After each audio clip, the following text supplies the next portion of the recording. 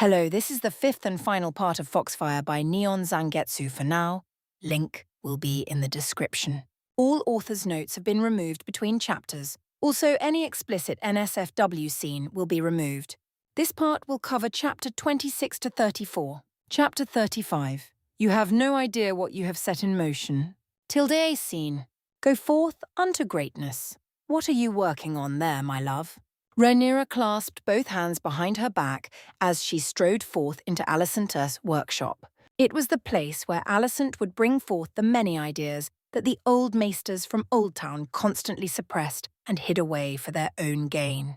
With the rise of the king's growing willpower and demands for economic and industrial growth, there was much to be discovered. Now more than ever before, they departed for the Stepstones. Still, she was curious. It's nothing much, mostly just a thought put forth by the king and highly encouraged by Naruto. The redhead smiled softly. Like the one you showed us last night? She shook her head. Not at all. Rhaenyra perked up, equal parts curious and skeptical. Then what is this? How long does it take for a single scribe or maester to write down a duplicate of an existing book? Alicent inquired, confusing her. A strange question. Well, the princess touched one finger to her chin. That would depend on the book, I suppose. Smaller tomes containing less content will obviously take a shorter time to replicate. Larger books require more. Weeks, months, years if need be. As all books are copied down by hand, the details can change, or sometimes be reworded depending on who makes the copy. Exactly! Alicent rounded on her, eyes practically sparkling with satisfaction. Now imagine a device that accelerates the process. From weeks or even months to a few minutes or couple hours. Rhaenyra tilted her head. That is not possible. What device could possibly do that? I believe Naruto called it a printing press. Alicent stated as she showed the blueprint to her sister wife. The base idea of it is to make molds of letters, assemble them into words and sentences, drench them in ink, and then press them into paper. There's obviously more to it, but this would be the result. A fully copied book that doesn't require parts of the handwritten details going missing. Rhaenyra paused as she truly considered it. That does sound plausible. Can it be done? Already her mind swirled with all the books that could easily be replicated, all the books that could be read. The Library of King's Landing would certainly grow larger than before, and far more versatile with the knowledge gained from books from the Citadel being copied down for later use once the maesters were disposed of. If I am given time, and the resources, Alicent added the last reluctantly. She was so adorable when she pouted. She could just eat her yuo. Give me some time. I will bring this up to father before we depart for the Stepstones. You have my word. Excellent. Alicent beamed happily. I'll still be here if you need me. Or should Naruto require something of me? Well, that's going to have to wait, Rhaenyra told her as the redhead looked to her in confusion. Alicent blinked. I beg your pardon? Rhaenyra smiled happily. Did I stutter? I just told you. You'll are going to be coming with us on our trip to the Stepstones. The slow flushing of her sister-wife's face was a truly glorious thing to behold. Alicent might have grown brave and bolder in many ways, but in her heart of hearts she was still her dear friend. As such, she knew exactly her tells well, exactly what buttons to press to get her going. Case in point. Are you certain? Alicent wanted so badly to go, but she was practically stammering over herself in her now. I mean, my services here are far more important, and Lord Hugh and Ulf are still in need of lessons to become properly educated in the ways of nobility, and Rhaenyra sidled up behind her. From there, the war was already run. With lazy graze, she pressed her body to Alicent's, looped both arms around her waist, and began kiss the back of her neck. Alicent gasped, back arching against. Rhaenyra! That's not fair. I'm sorry, did I break your concentration? Another kiss followed the first, lips lingering on her ear. Don't mind me. By all means, continue. Alicent tried. There are the hatchlings to see to, and Rhaenyra began to gently fondle her right breast with one hand, rendering her words a strangled squeak.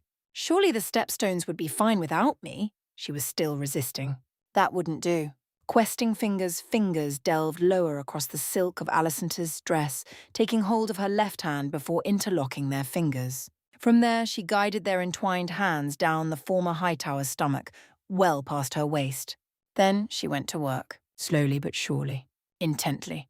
Despite her verbal protests, Her new sister-wife made no attempt to dissuade her. Indeed, Alicent's initial groan of exasperation soon became little gasping moans as she melted into her, breath hitching as she brought her to the edge and kept her there, just shy of relief. "Go on," Rhaenyra crooned. "You were saying something about not coming." Her dear friend buckled with a gasp at the last word, no doubt realizing exactly what she would be missing if she were to linger in King's Landing. "I'll go," her sister-wife whined, admitting defeat at long last. "Must you tease me so?" "Yes, I must," she delivered a quick peck to her lips. "Now go get dressed before I strip you out of that dress myself and have my way with you here and now." Alicent looked like she might not mind that, until her mind caught up with her.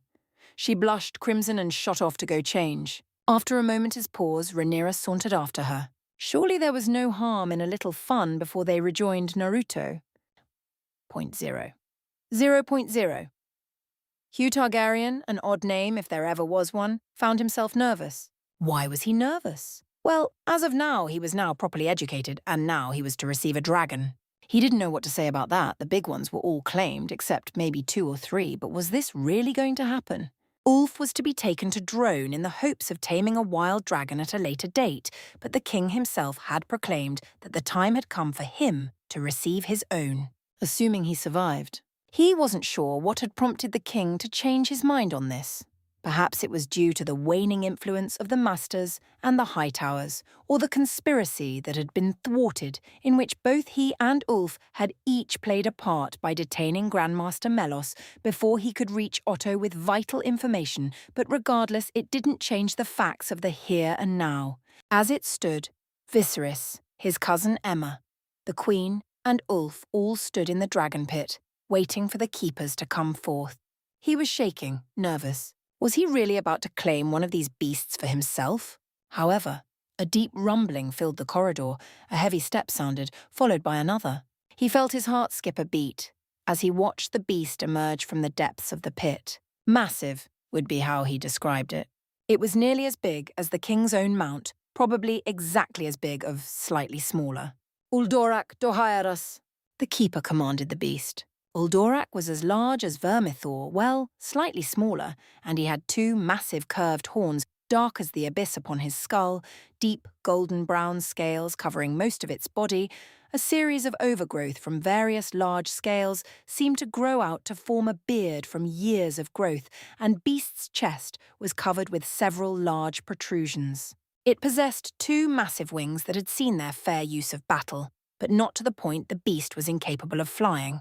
It had dark claws as large as a carriage and a long tail with massive spike covering it like a mace. However, Uldorak was not one for simple commands. He was a beast worthy of his name, the Bearded Flame, and he was not some measly animal. Hugh watched as the maw of the dragon opened, flame filling its throat, and he felt angry, furious in the face of it. He could not die here. He had to make it back to his wife and his child.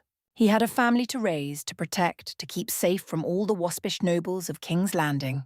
With no fear or care, he stepped up to the beast. "Well, what are you waiting for?" he declared.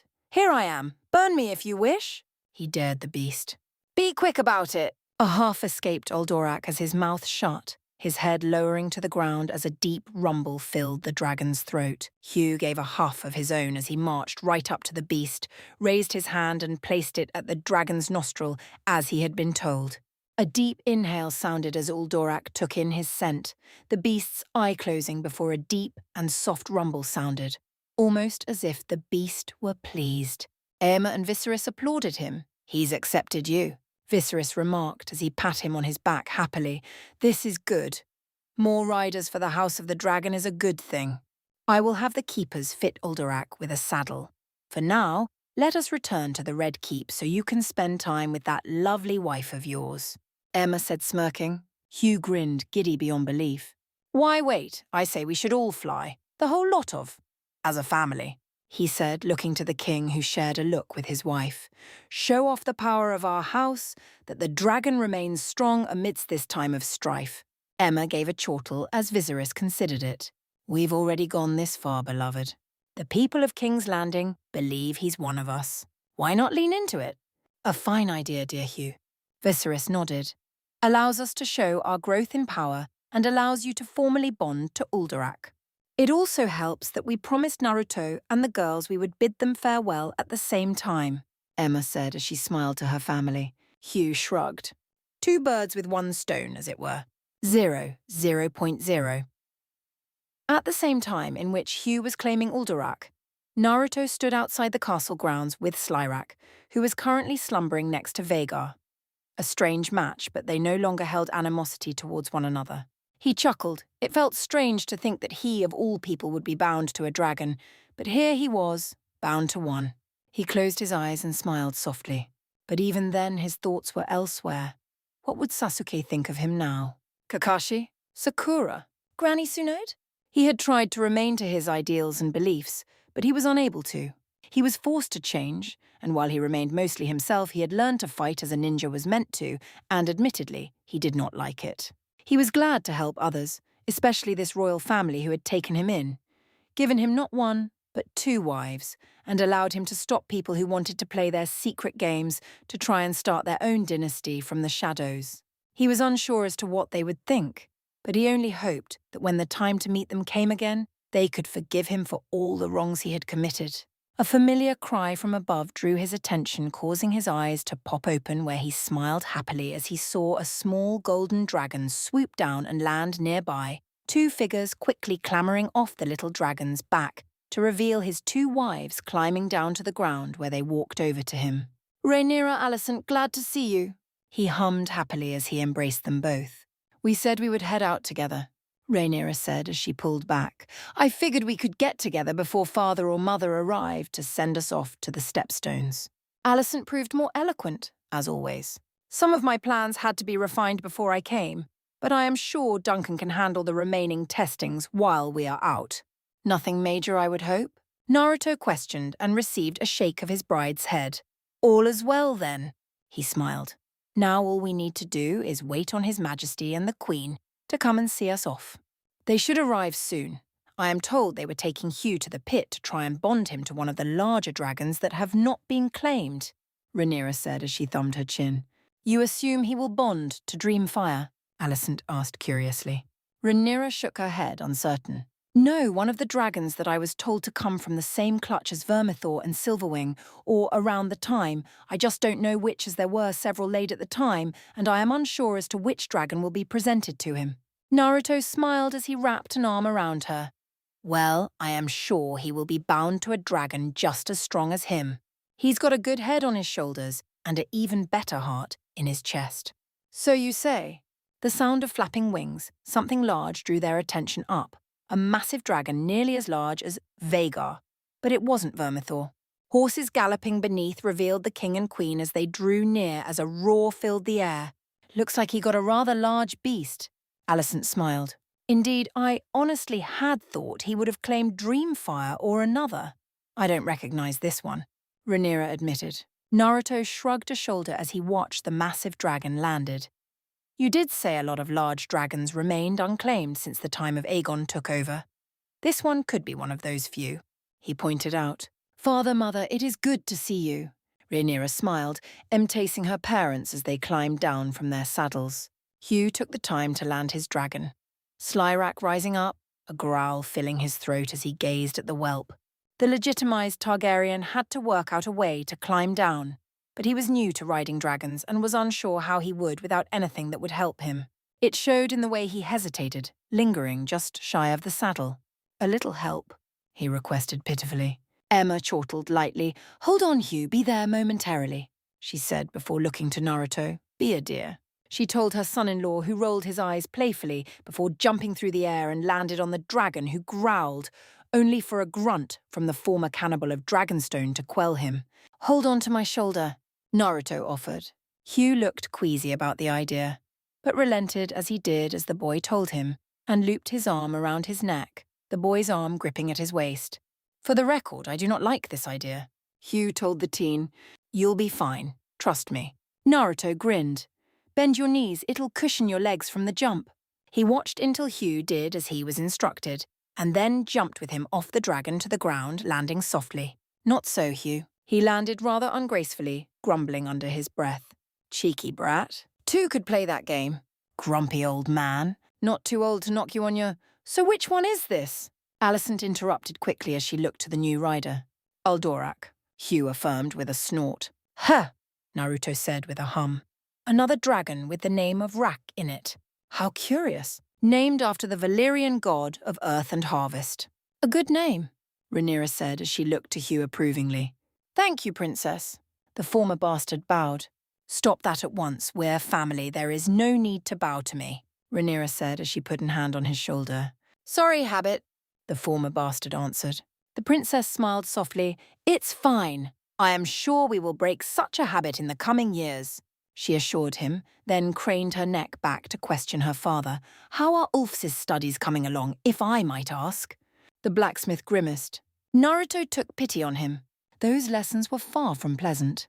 Slower than intended, but he is slowly starting to get a grasp of what he is meant to learn. Emma answered, surprisingly, he is excelling when it comes to learning High Valyrian. Almost naturally, in fact. She added the last bit most proudly. The three teens nodded. That's good to hear. I am glad that he's doing well. Rhaenyra said before looking to Naruto, should we encourage him to take a break, rest his mind for a small time before continuing his lessons? I would believe that he could benefit from some rest. Naruto grunted, not liking the subject of having to learn etiquette to begin with. Let's leave that to your dad and mum. We don't hold that kind of influence just yet, he told her as Viserys chuckled. I will be sure to tell the maester to allow for a day of rest for his mind to recover. Ulf has been working endlessly to learn properly, the king assured his daughter. Emma gave Alicent a hug and pulled away.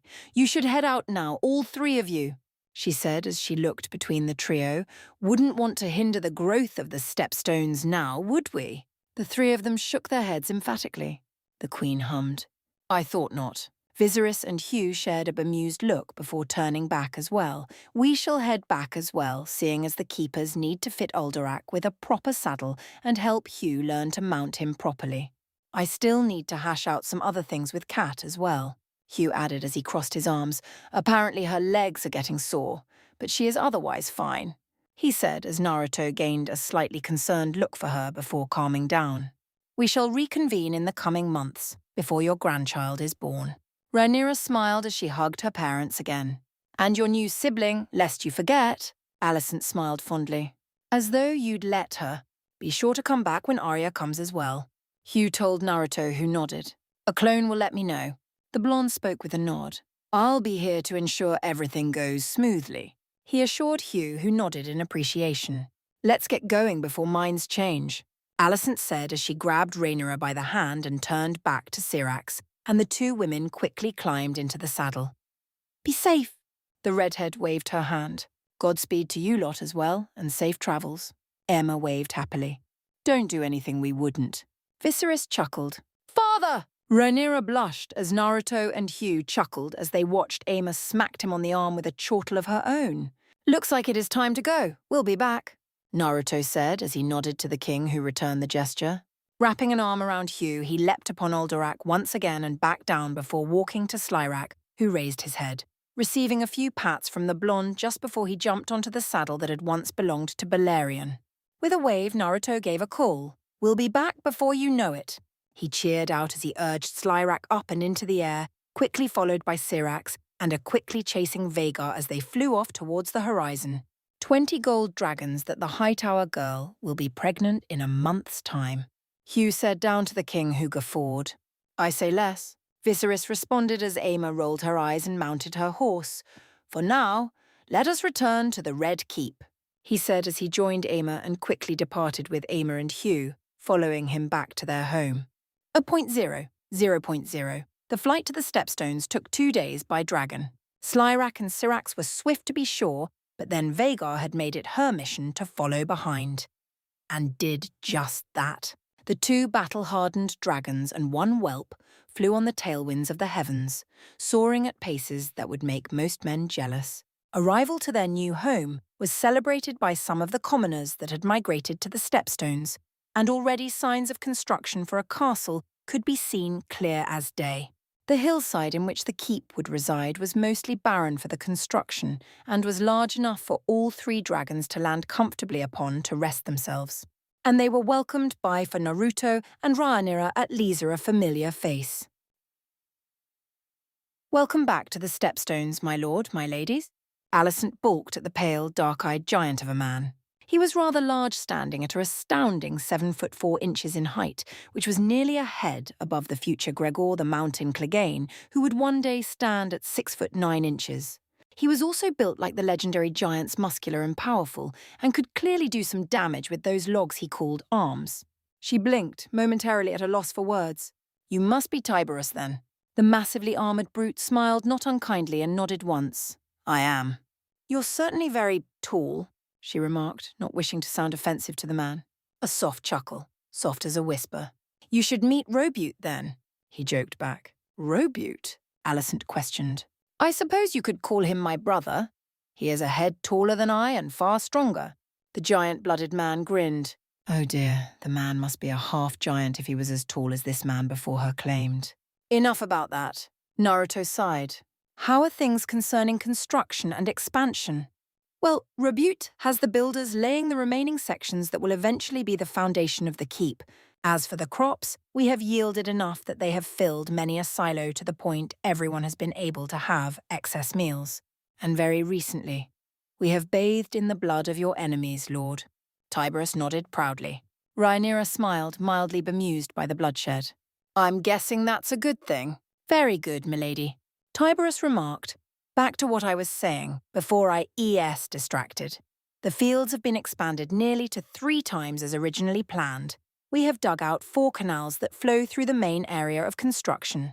There are several housing locations that have shown significant improvement with the built-in plumbing constructive implements your lordship have provided. Add in the walls of stone he erected with his magic. We have a very defensible location. In fact, we have repelled near a dozen attacks from both the Dornish and slavers of Bravos, or Marine, depending on who tries on the day of week." He bowed his head, finishing his report. "That is very good to hear, Tiberius." Rhaenyra smiled. "No problems on this end of the valley, I would assume?" The giant shook his head. "No, milady." He stated, "The brother builders, however, would like some more of Milord's clones to help hasten the building of the keep. Apparently they wish to pay homage to your ancestor in some fashion, though I know not how." Naruto waved him down. "I will personally go meet with Brock and Sindri. I am sure they have ideals in mind that could hasten and even improve the keep." He stated, "I'll also provide more clone labour as well to suit their needs." Tiberius granted him a nod. However, before Naruto or Rhaenyra could depart for their own places of work and duty, a lookout suddenly hallooed loudly, "Ships approaching! They bear black sails." The dragons each raised their heads with an annoyed rumble. Naruto chuckled. Poor timing. Rhaenyra was already vaulting into her saddle. "First to torch them all wins." Naruto grinned. He was only a heartbeat behind. "You're on," Alicent sighed. "You are such children." Chapter 36. 7-6-11-5-9 and 20 miles, marched today, 4-11-17-32, the day before. Dragons, dragons, dragons, dragons, swooping down again. There's no stopping the war. Don't look at what's in front of you. Dragons, dragons, dragons, dragons, rain in fire and blood again. Men, go mad with watching 'em. There's no escape from this war.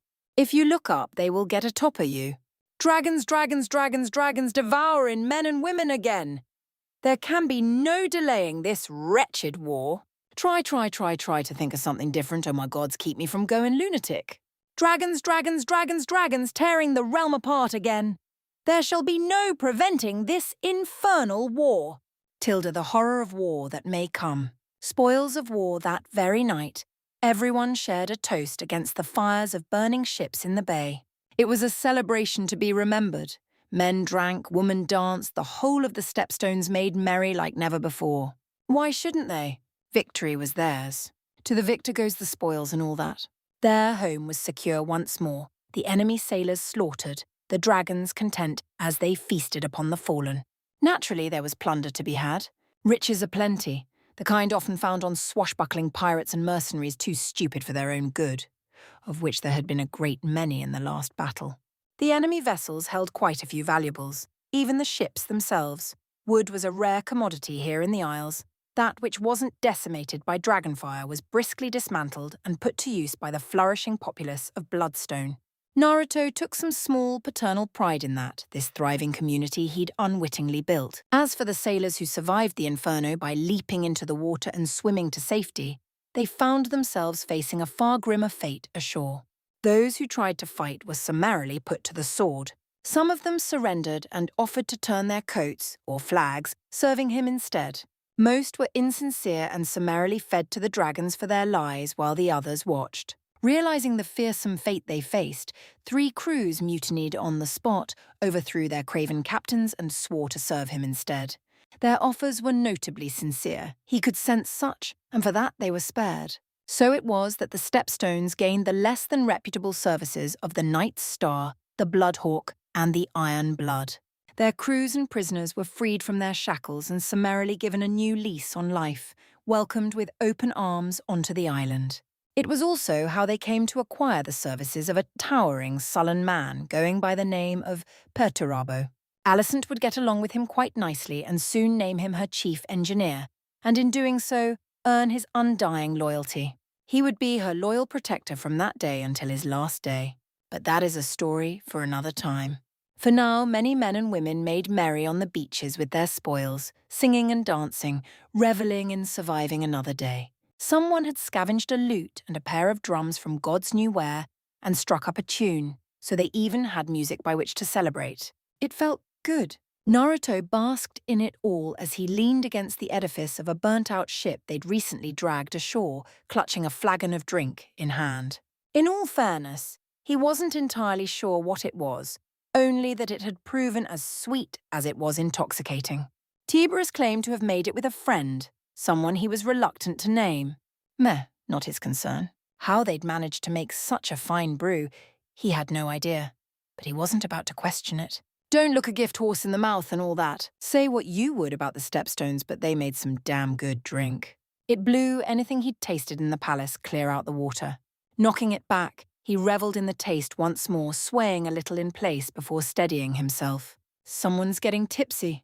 Drunk, actually, he corrected Kurama. I'm definitely drunk. How else could he be so deliriously happy? This was supposed to be a happy honeymoon, but he'd already faced no end of challenges, yet despite that he couldn't help but to grin. They had other islands to defend, other invaders to drive out, influence to extend. It sounded like a whole lot of work. Yet he smiled. Apparently he was a happy drunk. Who knew? It made him want to share this happiness with someone. Alicent loved logistics, but even he could see she was hard-pressed to contain the chaos that followed. Currently, he spied her taking animatedly with the recently recruited Perturabo alongside a stern-faced Rebute and Tiberos. Something about explosives bows, waving her hands about as she discussed what he could only assume were weapon designs of some sort. Clever girl, always coming up with new contraptions. He and Rhaenyra couldn't fathom half the designs she made. Girl was smart like that. Rebute seemed to be busy writing her words into a book of some sort as well. One might even call it a codex. Books had never been his specialty. He'd leave the matters of designs and laws and rules, blech, to those best suited to craft them. And speaking of wives, where was Rhaenyra? He was tempted to ask Alicent, but she looked so busy, so happy, that he just couldn't bring himself to do so. Craning his neck, he glanced about in search of her. Sure enough, and true to form, he spied her warming herself near the fire. She looked resplendent in her golden dress, a tankard of water clutched idly in one hand. No wine for her, had to be careful of the baby. She had removed her armor, and even from here, he could see the telltale swell of her belly. Gah! Still hard to believe he was a husband, you know? Let alone that he was going to be a dad soon. It felt good, but scary too. He found himself taking a step towards his wife, only to pause as he thought better of it, then thought better of that instead. Connoissing, yeah? Yup, definitely drunk. Still, he found himself quietly contemplative. Rhaenyra had been unusually skittish since he'd mentioned his chat with Alejandra after the battle. She hadn't been avoiding him per se, but neither did she make an active effort to seek him out either. Fra firelight flashed out from the massive bonfire, illuminating the sky and stars above. It painted her face a bloody orange. She wore a strange expression on her face as she stared into the flames. One might have called it cautious if they didn't know better. He certainly did, And he didn't feel like being cautious tonight? Liquid courage in hand, he sauntered forward. Rhaenyra didn't see him coming until the last moment. By then it was too late for her to flee. Precisely as planned. There you are. He plonked down beside her, slinging his free arm around her waist before she could bolt. How we doing? Lost in thought? To his great relief, she leaned into his side and laid her head to rest against his shoulder. Of a sort. Nah. They subsisted in silence for what felt like an eternity. Like a fox in a temple, Naruto shattered it. So, about Alejandra. 3 words.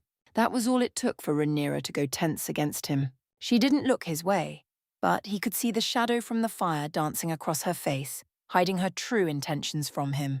Have you given thought to what she said? He nodded once. I have. Rhaenyra bit her lip, looking more uncertain than he'd ever seen here before. And she seemed so small and sad for a moment that he couldn't help himself. Without a second thought, he leaned, planted both hands on Rhaenyra's hips like so, in and lifted her up. His wife yelped. What are you doing? Rather than retort, he planted her in his lap and held her then, hands planted over her belly and the little life within.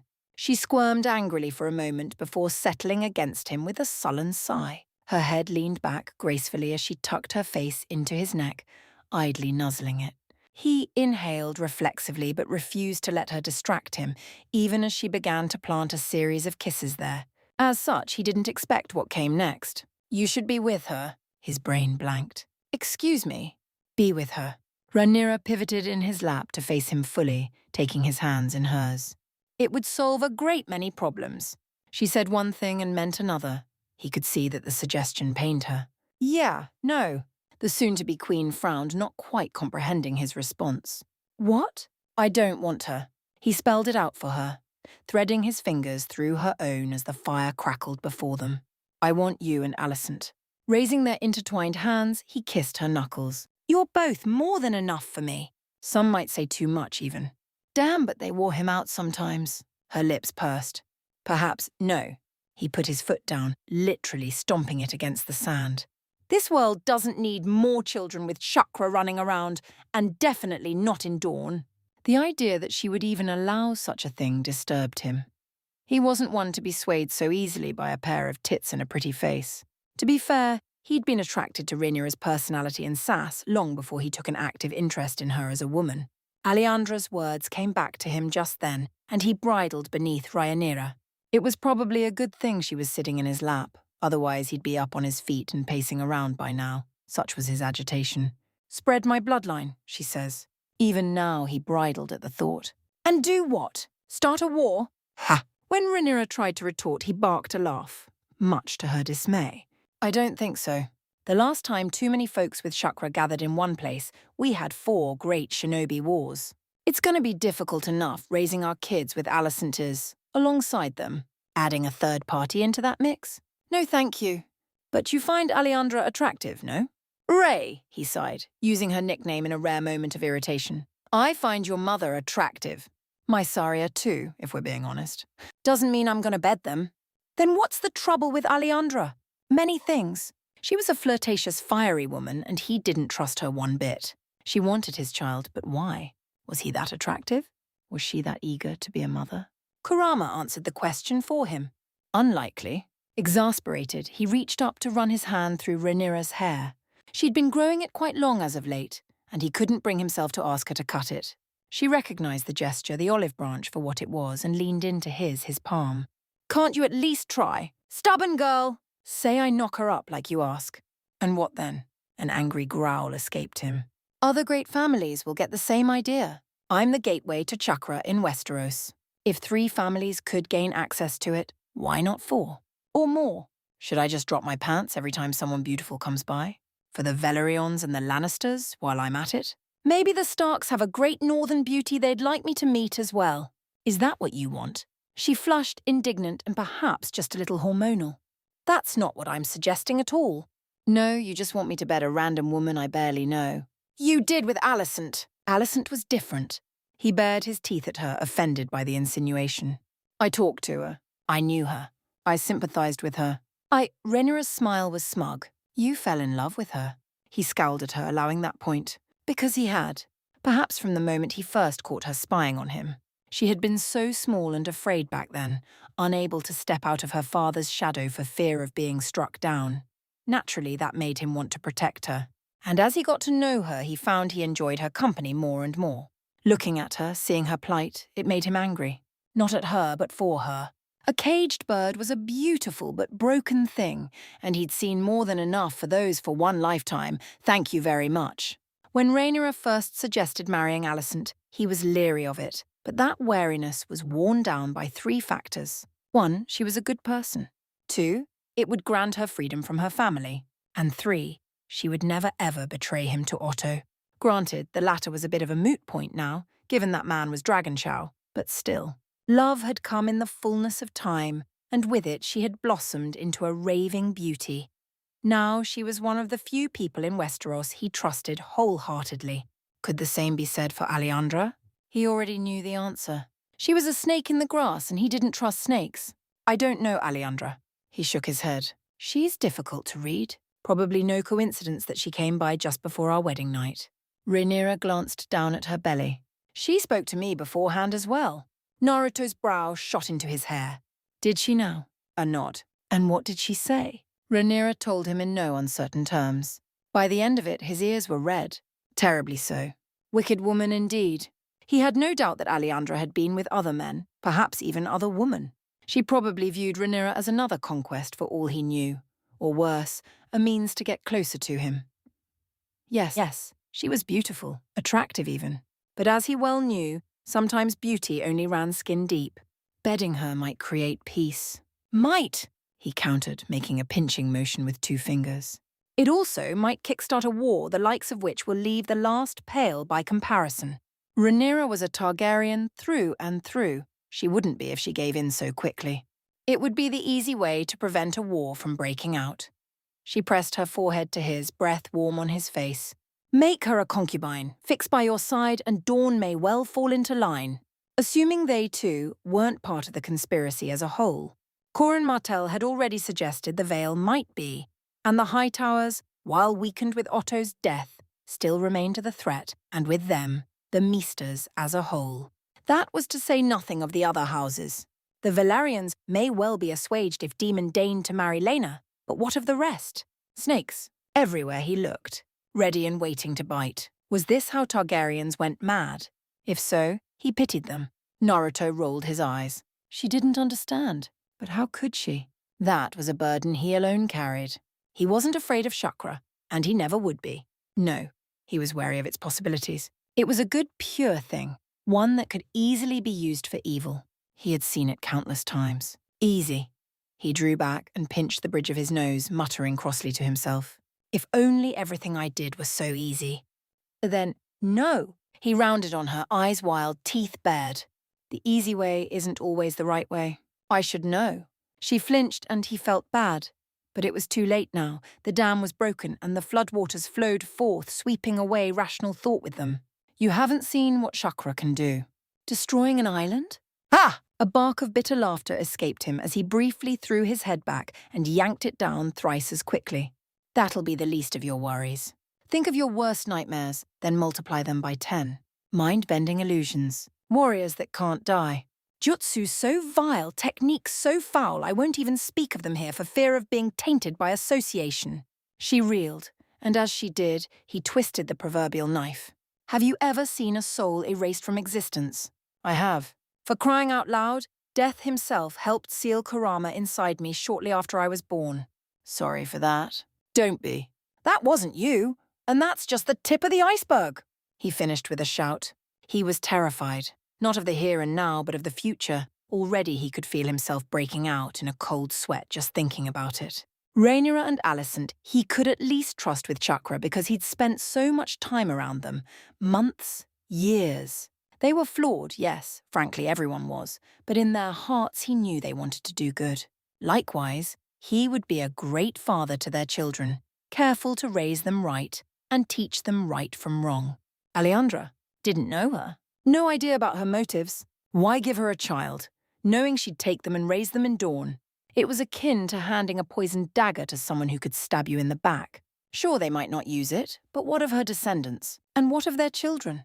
Dawn wasn't officially a part of kingdoms. Not yet. People would get ideas. And what if he kept Alejandra confined in King's Landing? Any children she had from him wouldn't be a part of the royal line. That would foster resentment amongst any of Alejandra's supposed children. Even if he was around to personally stamp it out, it would rot. Fester. Unless, of course, he married her too, which he wasn't about to do. Technically, Rhaenyra had been the one to marry him and Alicent, feasible given her heritage, but even so, people had balked at it. Balked, but it was allowed, given she'd likely become queen someday. A marriage with 4 people in it? Unheard of. And while he didn't give a flying fig what the realm thought, he could see that this was a bad idea. Moreover, he didn't want to marry Coren's daughter. He was happy, dare he say content. Why risk it all by getting greedy? It was already too late to prevent Chakra from being brought to this world. His child was well on its way. But he could be damn sure another great shinobi war didn't spring up on his watch. He'd sooner lop off his right hand than allow another tragedy like that to spring up again. Rhaenyra didn't say anything for a long moment. At length she tilted her head. You've thought this through, haven't you? Of course I have. He laid a hand on her belly, which had become much more noticeable as of late. These are our children. I want to build a bright future for them, you know? She laid a hand on his. We weren't able to defeat Dawn in the last war. They know this. That's likely why Alejandra made her offer. Naruto huffed. You didn't have me last time. He was familiar with the histories regarding the South. Viserys had seen to that. The Dornish were wily in the art of war. Guerrilla tactics. Hit and run. Entire towns left abandoned. Nothing for the dragons to kill, no armies to fight, no territory to hold that wasn't taken back practically overnight. And when dragons were sent, a lucky shot brought down a dragon and princess alike. Meraxes and Rhaenys, the latter of whom was practically Rhaenyra's own namesake insofar as he was concerned. They would not have Rhaenyra. At the end of the day, despite his marriage, he was no true dragon. He was worse. If the Dornish did anything to endanger his loved ones, if they made war against him, if they hurt those he cherished, he wouldn't simply turn the sands of Sunspear to glass or boil its so-called sea. He'd go further, all the way, wipe it clean off the map. There would be no future Seventh Kingdom. Rhaenyra gave him an intent look. You're doing it again. He chuckled. Doing what? She leaned into him and kissed his forehead. Destroying our enemies in your head. I can see the gears turning in your mind. Thinking about devastating Dawn, are we? No? Tutting once, she began to fiddle with her dress. You always were a poor liar, husband. He snorted despite himself, slightly amused. You're not going to argue with me about this anymore? What would be the point? You've clearly made up your mind. Far be it from me to change it. The fabric tumbled away, exposing her bosom to his wanting eyes. Too late he realized what she intended. Hey! At least wait until we find a bed. Sex on the sand itches like a... There you are. Rhaenyra yanked her dress back up. He glanced to the right just in time to see Alicent striding towards them. Seemed she'd finished whatever mad contraption she was working on. Her eyes were bright, her smile radiant. The firelight seemed to catch her red hair and set it alight in the night. She looked, well, radiant seemed too poor a word, but it was the best he could think of given the moment. But why? Scarce had he thought than she sat beside him. Rhaenyra squirmed off his lap, and in an instant he found himself pinned between the two of them. They shared a meaningful glance. It was as though they communicated without a single word. Naruto frowned. Hey? He should have realized something was up then, but his inebriated mind floundered. Alicent leaned into him with a content sigh. She looked tired but satisfied, and her words put paid tot hat. Something wonderful has happened. The maester just confirmed it. Rhaenyra perked up, violet eyes dancing with barely restrained glee. Oh? Alicent took a hold of Naruto's hand and pressed it to her belly. His eyes widened. No. Surely not. It couldn't be. It most assuredly could. I'm with child. That tore it. Naruto began to laugh. He wasn't quite sure why, whether it was from glee or fear, or some mad blend of hysterical disbelief. But laugh he did. He pitched backward, clutching his gut, legs kicking, flailing on the sand until he could laugh no more and needed to breathe. No, it wasn't fear at all, he realized, but relief. Any fear for the future he might have felt was summarily obliterated in that moment. Great heaving gasps of air filled his lungs as he struggled to rise, to recover. His newfound family didn't give him a chance. Rhaenyra settled atop his lap, pinning him down. I'd say this calls for a celebration, no? Alicent moved in on his flank to cut him off, already shedding her green dress as she went, kicking out of her slippers to leave them lost in the sand. I quite agree. Naruto sputtered as their hands and their lips roamed over him. Now wait just a second, Alicent tutted impatiently. We will not. Not a jot. Rhaenyra agreed. In all fairness, he tried to protest. He tried all sorts of things. This was a bad idea. It was night. People would surely see them, all for naught. Rhaenyra and Alicent simply weren't having it. All too soon his wives had shed their attire entirely, baring their bodies to him under waning moonlight. If they had any shame, they didn't show it, nary one bit, not a single iota. His throat closed at the tantalizing sight before his dazed gaze. What a lovely night to be alive, eh? Kurama bowed out. Have fun, Tild! For a singular moment there was only the crackle of the fire, the gentle hum waves lapping against the sand. Rhaenyra broke the silence and kissed him deeply, lips lingering over his own. Care for a swim, husband? Alicent drew his arm between her breasts, idly tugging him towards the water. Won't you join us? His mouth went drier than the dastardly deserts of dawn. Damn! In the end, he let Rhaenyra and Alicent drag him into the surf. Making love in the water proved a novel experience. It was, as they say, a lovely night for a swim.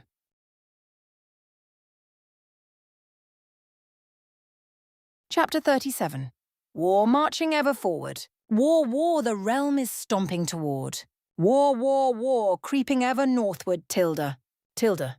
Beware the serpent, dragons returning, Tilda. This singular cry was soon taken up by other guards at the gate, a great and loud halloo that travelled first from the castle walls of Bloodstone Keep down to the plaza below, and then, finally, within a matter of moments, it reached Rhaenyra's ears. Ordinarily, such news would have been welcomed by her, but presently Rhaenyra Targaryen groaned as a particularly aggressive kick from within her belly jarred her bones. 7 hells, she muttered beneath her breath, fingers clutching the hem of her night shift as she gasped for breath. Why must you be so stubborn? As though echoing that very thought, the little one kicked within her. Dawn's grey light crept through the narrow slit windows of her chamber, painting the rough-hewn wooden walls in pale gold.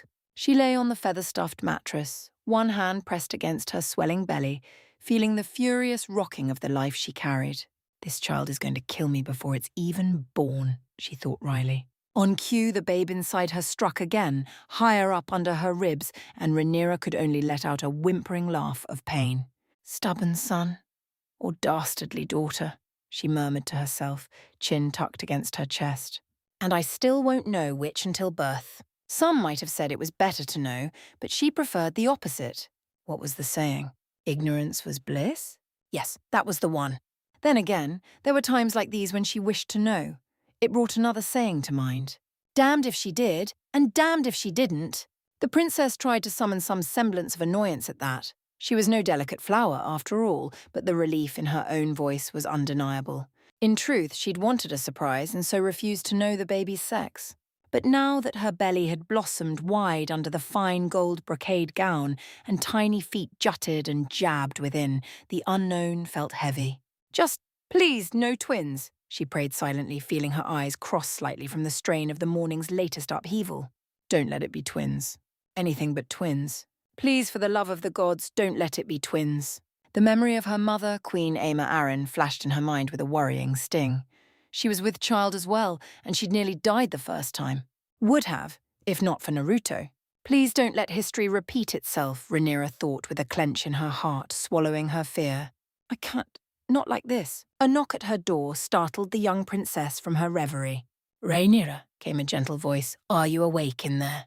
It was Alicent Hightower, her dear friend-turned-sister-wife, now also with child.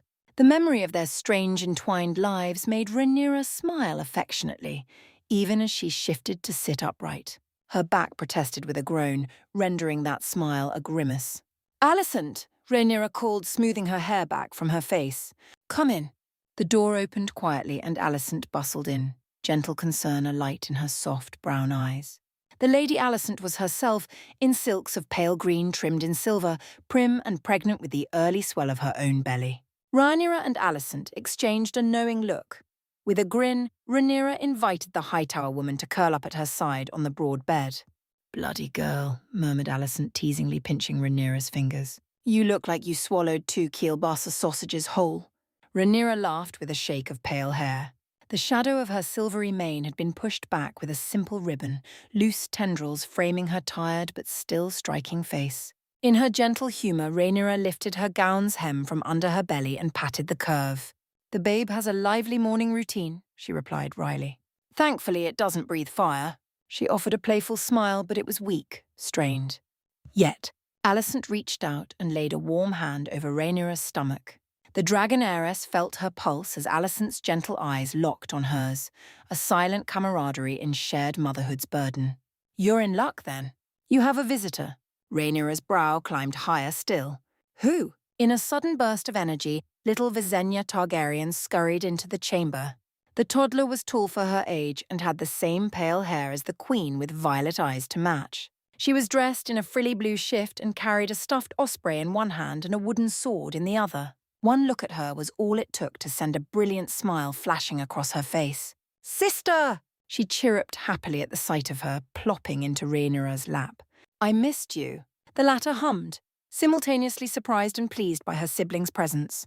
She'd only just arrived, ready to start her day of adventures, and already her presence lightened her spirits. Rhaenyra quirked a brow toward Alicent. When did she arrive?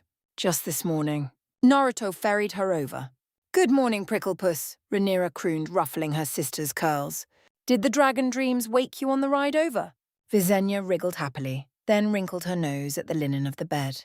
"Naruto said I could train today. I fought a big chicken," she announced, brandishing the wooden sword towards the tapestry. Rhaenyra laughed a little despite herself. "Is that so? Well, I wouldn't say that." Naruto Uzumaki, Lord of the Stepstones and Rhaenyra's consort, burst into the room just then. He was dressed in dark green tunic and loose breeches, sword hanging at his hip. Even half awake and having flown across the sea, his bright blonde hair and dark blue eyes made him appear like a light in the doorway. Rhaenyra saw him blink bleary-eyed at the scene before the grin on her husband's whiskered visage nearly split his face in two. "Good morning to you too," he said warmly, crossing the room in a few long strides. He stooped to embrace Rhaenyra from behind, careful to avoid her belly. It was a gentle, protective gesture, his arms cradling her shoulders. Naruto's humour and swagger had not faded, even though the responsibilities of lordship and fatherhood sat on his broad shoulders. Rhaenyra hummed against him. "What brought this about?" "I heard cries of war," Naruto joked, softly nuzzling Rhaenyra's neck, "and I see your sister has already claimed victory." Or was it a castle? You never know with her imagination. Or that dragon of hers. Visenya bounced with delight at the mention of a dragon. "Bale will help me someday," she declared, referring to the black dragon hatchling that was her own. Naruto laughed deep in his throat and scooped Visenya up. "Bale the Dread, huh?" He rumbled, feigning faux menace. "He'll earn his moniker yet. Someday soon, Princess Visenya, that little dragon of yours will be able to fly you wherever you want. Until then, our dragons will be your steeds." How does that sound? Plenty fair, right? Visenya delighted in the title Bale the Dread, she repeated, and tried to spew an imaginary dragon fire at him. Naruto feigned shock and wagged a finger her way, drawing a fresh giggle from the girl. Alicent hid a smile behind her hand. "She's going to be a terror when she's older." "Dracarys," Rhaenyra cooed teasingly, and Visenya giggled, shooting imaginary flames at the sheets. It was a small family moment, warm and precious, in the chill dawn light. Alas, like all things, it couldn't last. At length, Naruto caught Rhaenyra's attention and gently moved little Visenya aside, setting her sister on Rhaenyra's lap. The little one clung happily to her legs, still too young to worry about going without attention for long. Rhaenyra handed Visenya the osprey again so the toddler could ride it like a dragon, and soon enough she was happily distracted, allowing her to focus on her husband. "How you feeling?" Naruto asked quietly, slipping an arm around her waist. Rhaenyra winced slightly as the pressure on her swollen belly increased. "Months overdue for pirates, I think," she groaned. "Can't even lift the hem of my gown without needing help." She managed a laugh. Naruto's smile faltered. He saw how pale she was, how heavy her breathing. Concern took over his eyes. "I could carry you," he offered, half in jest. "But—" He gently patted the roundness before him. On cue, the unborn child thumped back. Rhaenyra gasped as another kick startled her. "That one was yours," she laughed breathlessly. "I swear it means to give me heart palpitations." "Naruto, I swear!" Her eyes closed again at the sudden jab. Naruto brushed a tender kiss across her temple. "Just think of it as your son asking his dad for breakfast," he murmured, voice low and soothing. Rhaenyra cracked a smile and leaned back against him, head resting on his chest. The rhythm of his heartbeat through the cloth of his doublet was steady, reassuring. "I hope this one is a boy," she confessed softly, running a hand along the curve of her midriff. "Stubborn brat keeps me guessing." Naruto grinned. "Stubborn like his parents," he teased. "I wouldn't have it any other way." Rhaenyra's smile turned wry. "Please, if it's a daughter, she'll be exactly like her mother," she said lightly. "And just as fierce." Naruto gave a fond snort. "All the better. This world could use more Targaryen fire and Uzumaki spirit." Something in his eyes sparked desire in her, and unbidden, she found herself leaning forward. Naruto did the same, lips brushing hers. Visenya looked up, saw them, and gagged.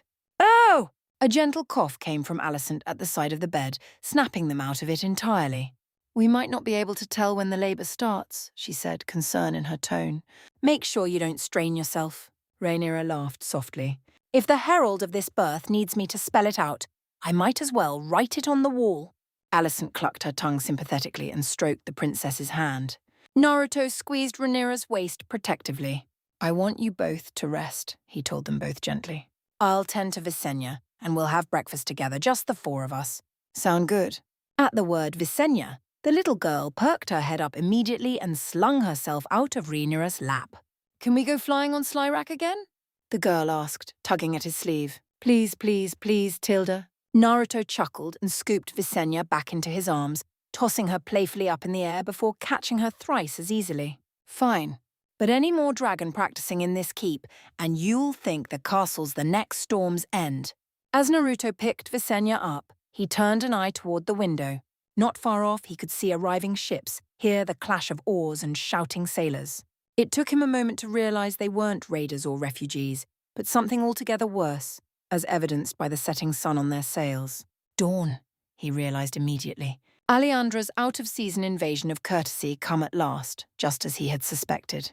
"Someone's here," he stated calmly. Rhaenyra sat up, hand instinctively going to her tummy again.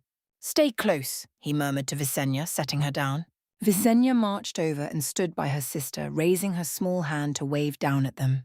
"Hello," she called cheerfully, small voice echoing slightly. Naruto smiled. "That would be Princess Alejandra and her escort," he explained. "They'll want an audience." Rhaenyra nodded, brushing stray strands of pale hair back. "Then let's dress," she said with a grimace. "And fast. Thank the gods my ladies already gave me a warm breakfast last night." Naruto grinned at his wife's humour. "That's the spirit," he replied, helping Rhaenyra to her feet. She waited a moment to steady her balance, leaning on Naruto. Then, with Alicent's help, she began to stand and then move, each step careful and slow. "Mind yourself," Alicent warned softly, adjusting Rhaenyra's skirts. Rhaenyra gave a small laugh and squeezed Alicent's hand.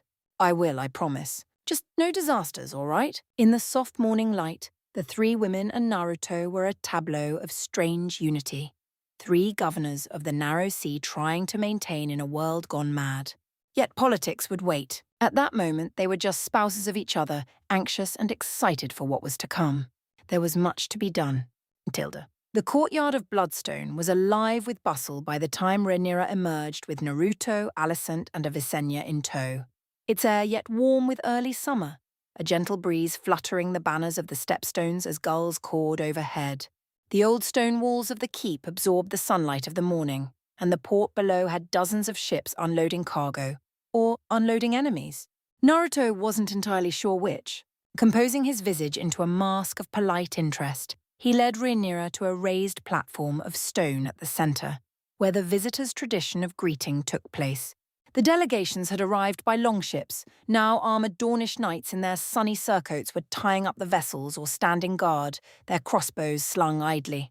A group of 4 riders advanced from the main gate at a pace, led by a slender woman on a fine grey mare. Yup, definitely her. Kurama heaved a sigh that he didn't dare vocalize at the moment. Persistent woman. Alejandra certainly was, he'd given her that, but persistence had its limits, as did his patience. Naruto allowed Rhaenyra and Alicent to walk at his sides as they waited. Both women were concerned and curious. Rhaenyra adjusted the bodice of her gown with trembling fingers as she doubtlessly thought of the pitchfork gossip she'd been warned about. Alicent looked royally poised despite her early pregnancy, hands on her swelling hips. He tucked a wink toward her, then Rhaenyra trying to lighten the mood. She managed a slight smile but didn't have time to speak, for their guests were upon them. The leader of the foreign party rode up confidently to the steps. Aleander was much as he remembered her.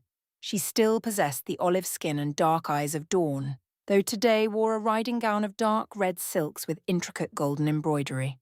A battered leather helm hung at her saddle's pommel, indicating she was no stranger to rough riding or conflict. She carried herself like a panther, black hair pulled back into a braid, and upon one thigh she bore a slender viper's sword at ease. Aleandra dismounted and gave a graceful curtsy that, despite her raven glare, seemed genuine. "Lady Rhaenyra, Lord Naruto, Lady Alicent," she greeted in a soft voice that still cut like a honed edge. "I thank you for receiving me." Naruto inclined his head respectfully, forcing himself to be civil. "Princess Aleandra, your welcome in the Stepstones is assured. We had news your fleet was near. May Dawn find safe harbor here." For now was left unsaid. Aleandra stepped forward and knelt for Rhaenyra, fingers brushing the cold stone. "Your Highness," she murmured politely, "it is an honor. Seems someone was being awfully polite this time around. What was she up to?" Indeed, Alicent's response was quietly tart. "You've brought a great many ships, I see." Aleandra gave a gracious nod in return, acknowledging Alicent's courtesy, but lifting her eyes to Rhaenyra as soon as possible. Rhaenyra cleared her throat, the full weight of her child wobbling slightly behind her walls. "We appreciate Dawn's goodwill," she said, adjusting the heavy cloak over her gown that hid the bulk of her midsection. "What brings this delegation so far from home?" It was customary to speak of favors, mercantile terms, or alliances. Aleandra's dark eyes flickered, betraying a hint of something unread. "A matter of trade and passage," she said carefully. "Dawn has goods the narrow sea longs for, spices, wine, cloth. In return, we ask for safe passage through these waters and a share of the protections your lord commands here." She gestured broadly at the bustling harbour. "The Stepstones have become great. We heard of the defeat of the raiders. The paths between the islands cleared. Lord Naruto's name and the name of Princess Rhaenyra echo with some renown these days, as though some of those raiders didn't hail from Dawn." Naruto swallowed a venomous retort and inclined his head modestly. "We do what we can to keep these islands safe from those who do them harm." Alicent looked to him and raised an eyebrow as if silently saying, "Keep it humble," which made Naruto grin under his breath. Rhaenyra sent Aleandra an appraising look. "And what does Dawn hope to gain from this partnership?" she asked, voice smooth as honey. "We are interested in goods, yes, but what of hidden costs?" Her tone made clear that hidden was the key word. "It wouldn't do to cause any confusion between one another now, would it?" Aleandra gave a diplomatically bland smile. Gods, but he hated those smiles. Was it too late to sick Slyrak and Vega on them? Kurama chastised him. Naruto, no. Naruto, maybe. In the end, he decided against it, entertaining though burning them all might be, the death of the Dawnish delegation, and Aleandra would cause more problems than it would solve. Viserys wouldn't thank him for a war on his doorstep, and he himself wasn't eager for one. Whether there would be one or not, well, that depended on the Dawnish princess before him. He had strangest feelings she was up to something. "Assure you that are no hidden costs." Aleandra replied lightly in response to something he'd missed while lost in his own thoughts. "Merchants thrive on trust. We bring nothing but gold and casks of arbor red, a fleet for your use against raiders if needed. We only hope to sail these channels freely in exchange." She made a sweeping gesture at the gaggle of vessels behind her small trade galleys and merchantmen. Naruto's eyes narrowed at her glibness. Something about her politeness sent a shiver up his spine. He stepped closer to Rhaenyra and Alicent, putting himself between the babies at his side and this Dawnish viper. "And what of an alliance by marriage, Princess Aleandra?" he asked quietly, veiling his threat. He recalled his conversation with Rhaenyra by the fire after their wedding, how Aleandra had insinuated the possibility of carrying his child. "What was it you said? Dawn could use a Targaryen Uzumaki heir?" Aleandra tensed ever so slightly at the reminder. lips pursed in a thin line.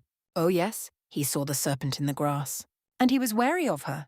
Would she take the bait and try to make a move here and now, with so many eyes upon her? Would she play upon Rhaenyra's family pride, or perhaps Alicent's sense of duty? In the end, the princess' fingers dipped at the crest of her armour in a subtle gesture of false modesty.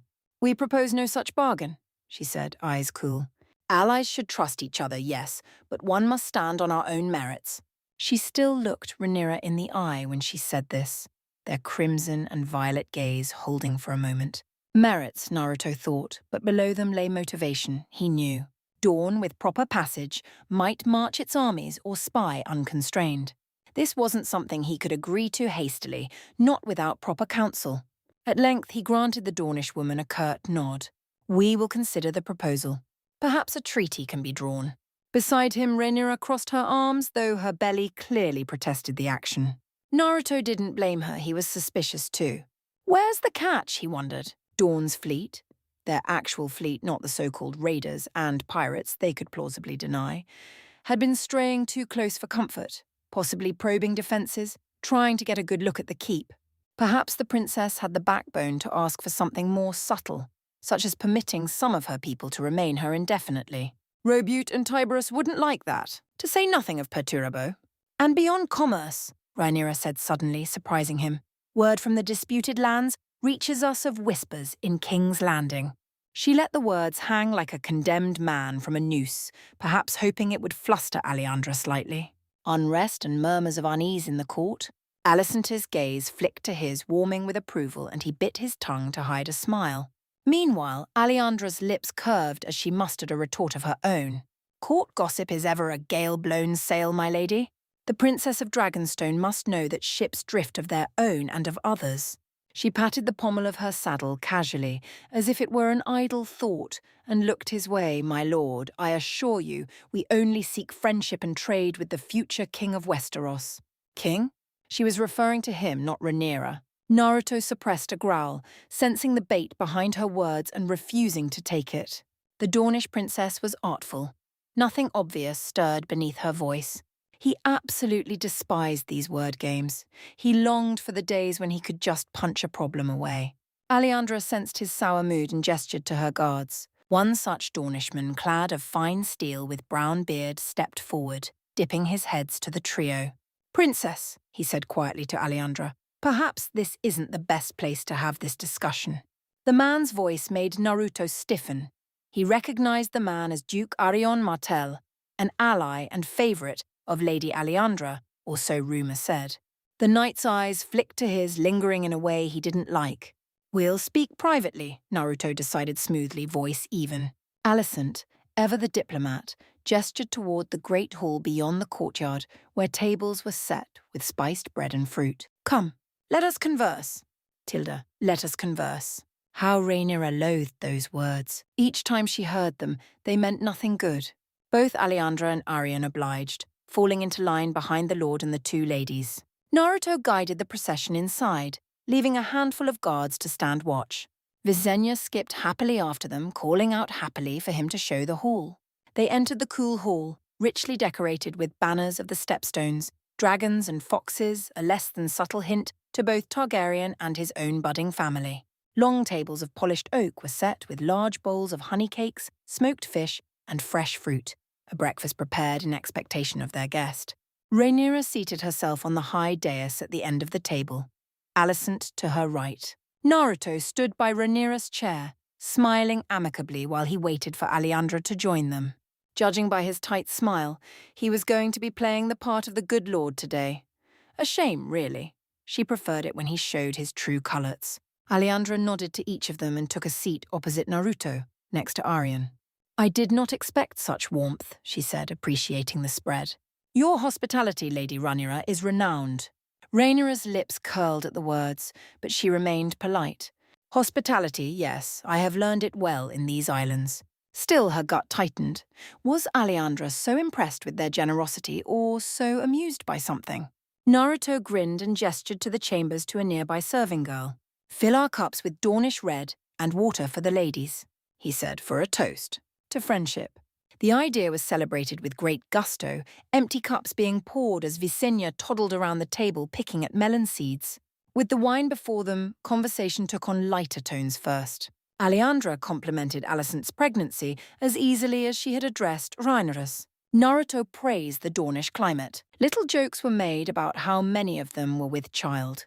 So Naruto the Fox had found himself in something of a harem as of late, it seemed.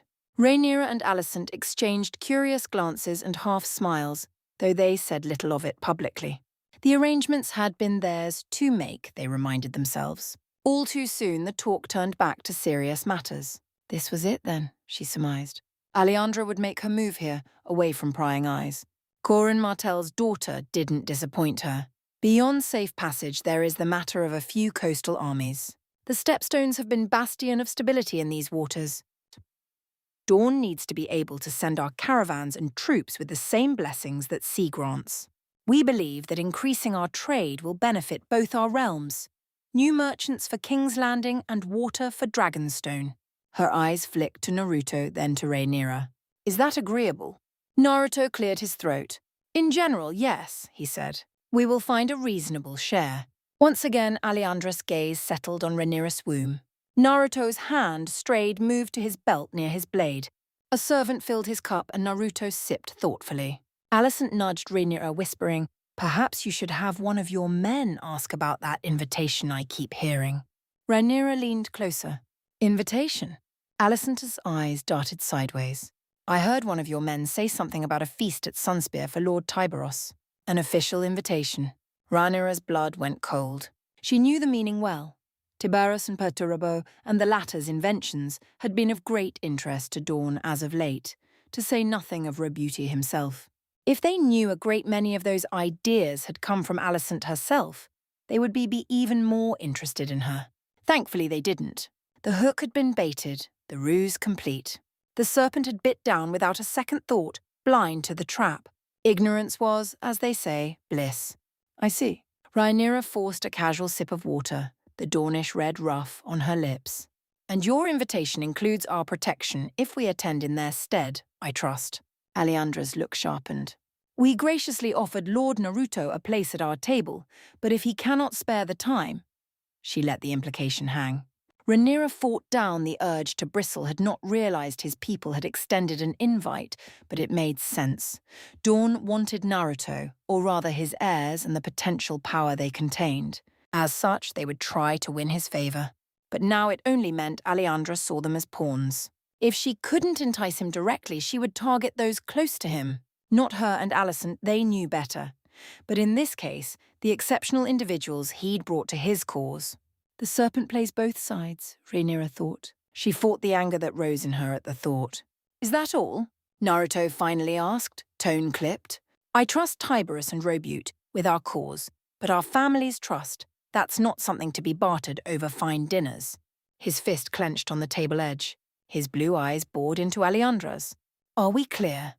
Lord Naruto, Alejandra said smoothly, lifting a hand in placation. We seek peace and prosperity, nothing else. A few courtesies between allies. Her gaze flickered to Rhaenyra and then around at Visenya, now tugging at the hem of Alicent's gown. Not only for ourselves, but those who come after us. Naruto released his grip on the table, though his jaw remained taut. He exchanged a stern look with Rhaenyra. She nodded slightly. This was a matter for her husband's shoulders to carry. Better him than her. Then we will draft our treaty, Naruto said quietly, rising to his full height. The powerful babe within Rhaenyra kicked again, prompting a wince from her as he spoke. For now, we will take this drink in goodwill. One toast to new friends. He raised his goblet high. Rhaenyra, Alicent, and Alejandra echoed the motion. The wine flowed, sweet and potent, as did the words. Visenya soon fell asleep in Alicent's lap under the table after munching a few grapes. Naruto accepted a morsel of spiced chicken and turned the conversation once more to safer ground. The construction of new docks, the shipments of timber from the islands. Alejandra politely listened. But underneath, Rhaenyra could see the cogs in her mind still turning. She's planning something. A moment later, as a servant stepped in to clear the dishes, Naruto leaned close to Rhaenyra. She's been looking at your belly the whole time, he whispered, eyes on Alejandra's movements. Rhaenyra covered her belly with her hands, pretending to ward off a chill, and smiled distractedly as she listened to his words. She asks after the health of the princess-to-be, more than polite curiosity. Rhaenyra gave a sigh, drifting her silver gaze out to the harbour, beyond the hall's open doors. All that matters right now, my lord, is that our little dragon stays safe, she said softly, then rose from her seat. I think I'll retire for the evening. Hopefully this wild child lets me sleep tonight. Alicent kissed Rhaenyra gently on the forehead as she stood. I'll help you to your chamber, she promised. Naruto bowed to Alejandra. Princess Alejandra, we thank you for your hospitality. We will dispatch the treaty parchments by tonight. Alejandra inclined her head respectfully, giving nothing away. The Stepstones are fortunate to have you in their company. In truth, each felt wary as the other. But at least the Dornish had arrived with a smile instead of a blade. For now, Tilda. The sky was a deeper blue by midday, and the conversations in the courtyard had lulled into quiet. After Rhaenyra and Alicent went up for a rest, Naruto stood at the portcullis steps, speaking with Sir Tiberos and Rabute, the hefty gentleman scribe. Also present was Perturabo, the new chief engineer Alicent had appointed, towering in iron-grey armour with eyes like flint. They had been discussing plans to expand the fleet. Naruto thanked them quietly for managing the negotiations in his stead, and they all fell into a work-in-progress banter of calculations and shipbuilding. Alejandra and Arion stood just a few yards away, talking softly while he idly kept an eye on them, in between making sure arrangements for Rhaenyra's next meals were set. Just as Naruto assured Tiberos that the new docks would be tallied for the Lannisport caravans, a great shadow passed over them. Those beyond Dragonstone spoke of the cold sanity of a dragon's flight. Here the people's Stepstones felt no such dread, only idle curiosity. They'd seen far too many worms over the months to be concerned by them anymore. Not so Naruto, because you see, this dragon was red. Naruto's hand went to his hip as he heard a familiar roar overhead. The commotion didn't so much rattle him as it did the Dornish contingent. They balked, and it didn't take long for him to see why. When he looked up, he beheld none other than Caraxes descending from the sky, rider in tow. By the seven, Alejandra muttered. What is he doing here? The dragon lowered itself to a hard landing just outside the walls, shaking the earth. Demon Targaryen dismounted and strode into the courtyard. He didn't look well. His face was pale, drawn with stress, and he carried a satchel on his hip. He saw Naruto and Rhaenyra's closest guards in an instant, ignoring protocol for immediacy. Naruto! Demon shouted, voice ragged. Naruto's eyes widened in alarm. Demon!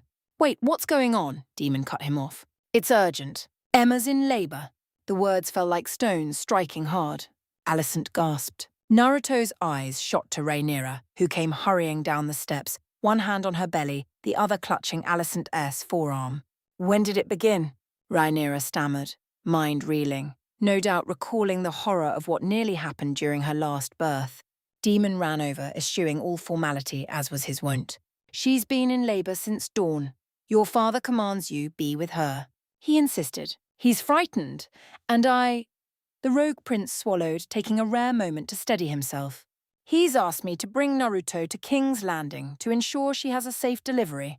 Naruto stared. His own mind was spinning. What can I do? Rhaenyra's about ready to pop herself. She thumped him in the side for his crass words, but he paid it little mind. Demon looked at Rhaenyra's rounded belly, taking in the sight like a hawk.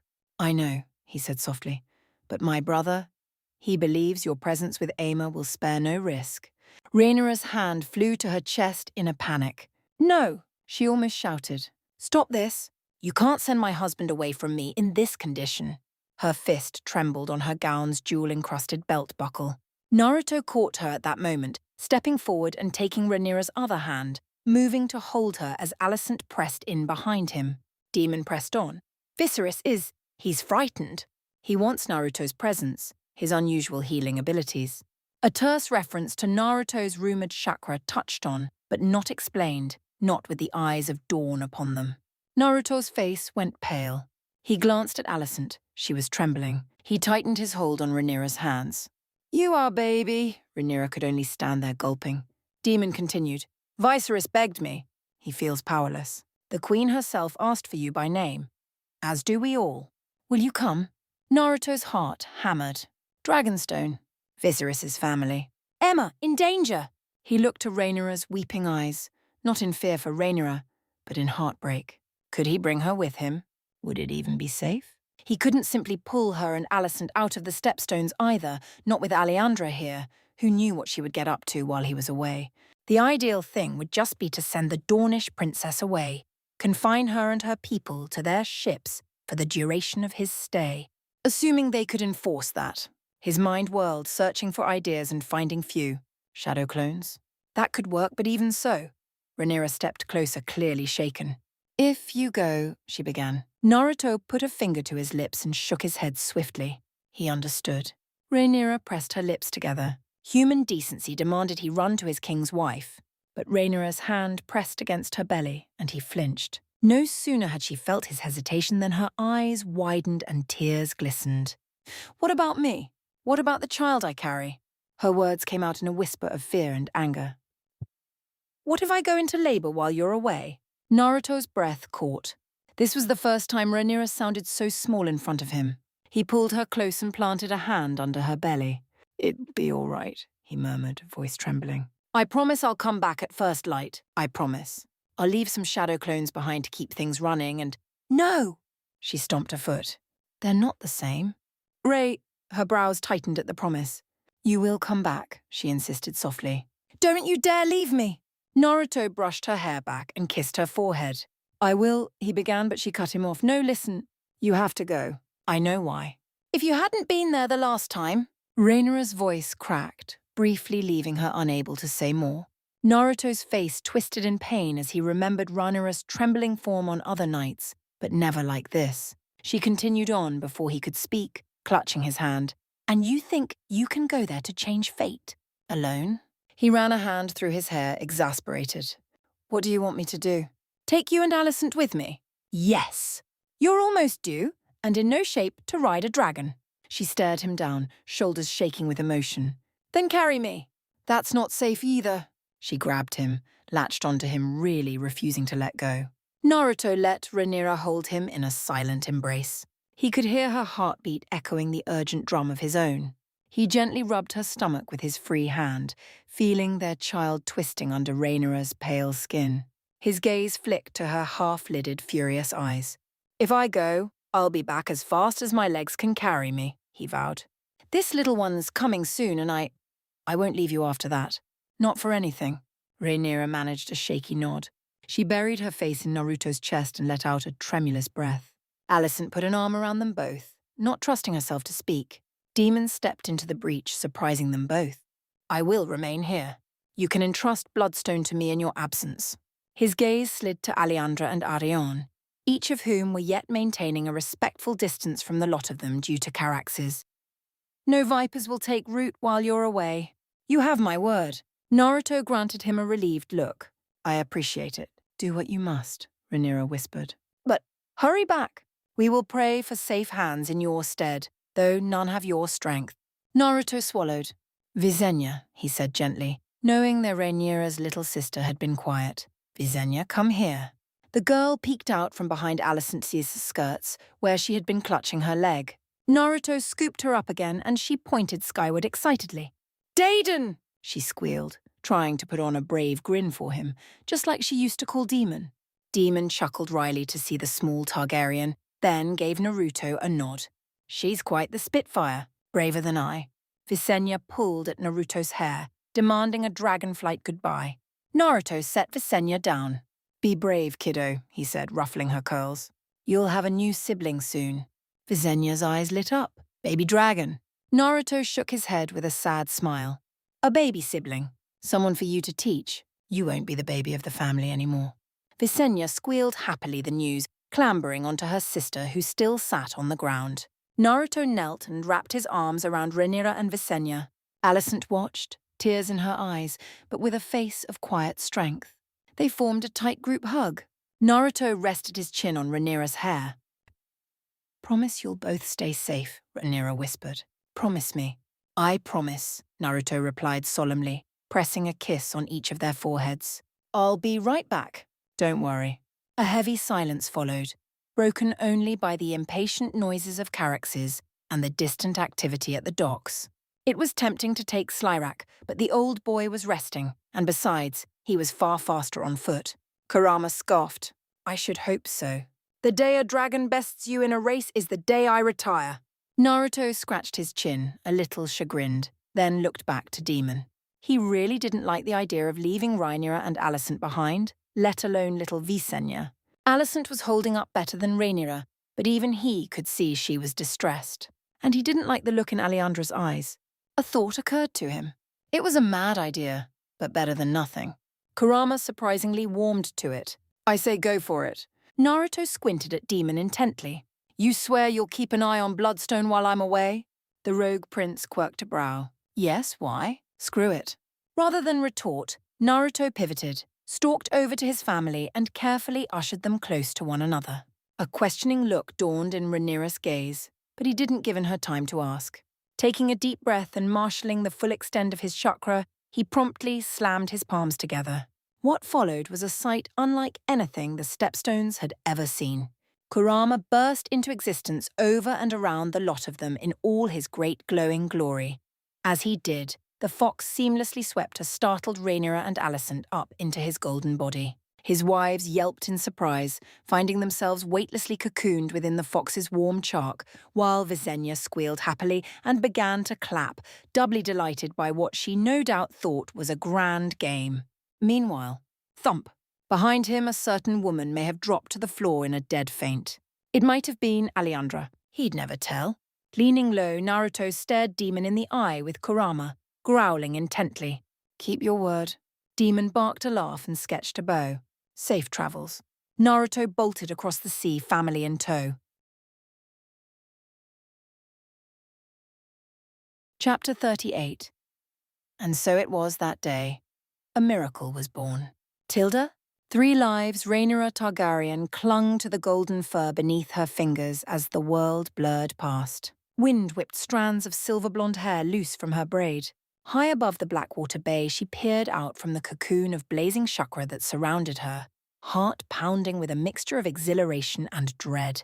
King's Landing sprawled ahead, a huddle of stone and smoke, and in its midst loomed the Red Keep, her childhood home. Home now in turmoil. Even from here she could hear distant bells tolling and faint screams echoing off the battlements. Below, the city erupted at the sight of the great fox streaking across the sky. Citizens scattered in the streets like startled ants. She glimpsed them pointing upward, tiny faces contorted in panic as Kurama's enormous 9-tailed form thundered overhead.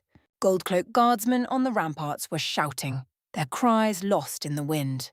Rhaenyra's belly tightened, not from fear of the descent, but from the ever-present strain of the child inside her.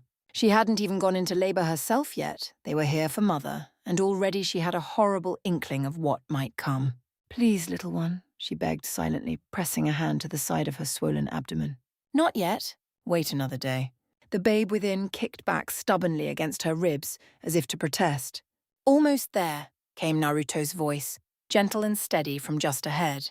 He stood upon Kurama's broad head, one hand braced against a tall fox ear for balance. The sunlight caught on his blonde hair and the copper shine of his armor. Even in haste, her husband cut a figure out of legend, a shining knight astride a demon fox. If the small folk had feared a monster, they would soon see the truth. The monster was a man, and that man was their protector. Rhaenyra tightened her grip as Kurama began to descend. The city walls rushed up. With a tremendous bound, the colossal fox leapt the ramparts of the Red Keep in a single fluid motion. Below, soldiers scrambled. Spears were raised tremblingly before the beast. Rhaenyra saw crossbowmen on the towers squinting down in confusion, unsure whether to loose their quarrels. She even spied one poor knight drop his halberd and flee, eliciting a bark of dismay from his captain. A part of her wanted to laugh. The sight would have been comical if not for the urgency knifing through her. Instead, she cried out in a clear, commanding voice, "Hold your fire! Hold!" At her shout, a dozen astonished eyes snapped upward. The men on the ground stumbled back as Kurama's giant paws hit the inner courtyard and cracked the paving stones. Dust billowed. Grooms and squires dove aside into mangers of hay. The fox's 9 golden tails lashed behind him, their glow casting dancing shadows on the red walls. "7 hells, it's the princess!" someone yelled. "Princess Rhaenyra's on its back." And Lady Alicent, another voice gasped. The Princess Visenya as well. Rhaenyra released a shaky breath. Thank the gods' recognition dawned in the soldier's eyes. The King's Guard, on duty, Sir Harold, lowered his blade at once and stepped forward, gauntlet pressed to breastplate. His weathered face was as pale as milk. "Milady, my lord," he corrected himself, realizing Naruto stood beside her now on the fox's back. "Lord Naruto, Princess Rhaenyra, we did not know it was you." Kurama gave a low, rumbling huff. With a nod from Naruto, the great fox began to dissipate. Ribbons of golden chakra unraveled from his body, unwinding into the air like morning mist. As the fox spirit vanished, it gently deposited its passengers on solid ground. Rhaenyra's slippers touched the courtyard stones, and suddenly, the weight of her conditions slammed down with full force. Her knees nearly buckled. Only Naruto's quick arm around her waist kept her upright. "Easy," he murmured, concern flitting across his whisker-marked face. Rhaenyra managed a tight smile, but her breaths were coming shallow and fast. The excitement of the flight and the panic of what awaited set her heart to racing faster than was wise. She knew it, but she couldn't calm herself yet. At their side, Alicent Hightower swayed a little once freed from Kurama's chakra shroud. The lady's cheeks were flushed, chestnut hair wild around her face. Still, Alicent recovered with grace, Visenya held in her arms, idly smoothing a hand over the front of her travel-stained gown and fixing the nearest onlookers with a prim stare. "Don't just gawk," her sister-wife chided the assembled guards lightly. "Announce them!" Her prompt jolted Sir Harold out of his stupor. The old knight cleared his throat, turned towards the entrance of Maiga's holdfast, and bellowed in a voice that carried through the courtyards, "His Lordship Naruto of the Stepstones and Her Grace Princess Rhaenyra have returned." Sure enough, his cry was met with a clamour from within the keep. Rhaenyra heard startled exclamations, hurried footsteps. A familiar voice rose above them, one hoarse with worry. "Rhaenyra! Naruto!" King Viserys barreled out into the courtyard, heedless of any decorum. He wore no crown, no formal tunic, only a hastily donned bedrobe over his linen shirt, and the fringe of silver in his hair stuck to his brow with sweat. He farther looked as though he had aged a year in a day. Viserys rushed to Rhaenyra first, relief and anxiety warring on his face. "Thank the gods you're here," he breathed, pulling her into a brief, fierce hug despite the bulk of her belly between them. Rhaenyra sank into her father's embrace with a trembling sigh. She felt the quick thud of his heart against her cheek. "We came as fast as we could, father," she whispered. "Mother, how is she?" Viserys released her, pain flashing in his violet eyes. "In pain," he answered, voice tight. "The babe won't come, and the midwives, they fear it's turned wrong." He passed a trembling hand over his forehead, then turned to Naruto and Alicent, who stood at Rhaenyra's shoulder. "It's good you brought her safely. We need—" His gaze fell on Naruto's determined face and hope kindled. "We need you, son." Naruto nodded curtly. There was no formality now, only a man being asked to save those he loved. "Where is she?" "In her chambers, Maega's holdfast." Viserys was already pivoting on his heel, beckoning urgently. "Come."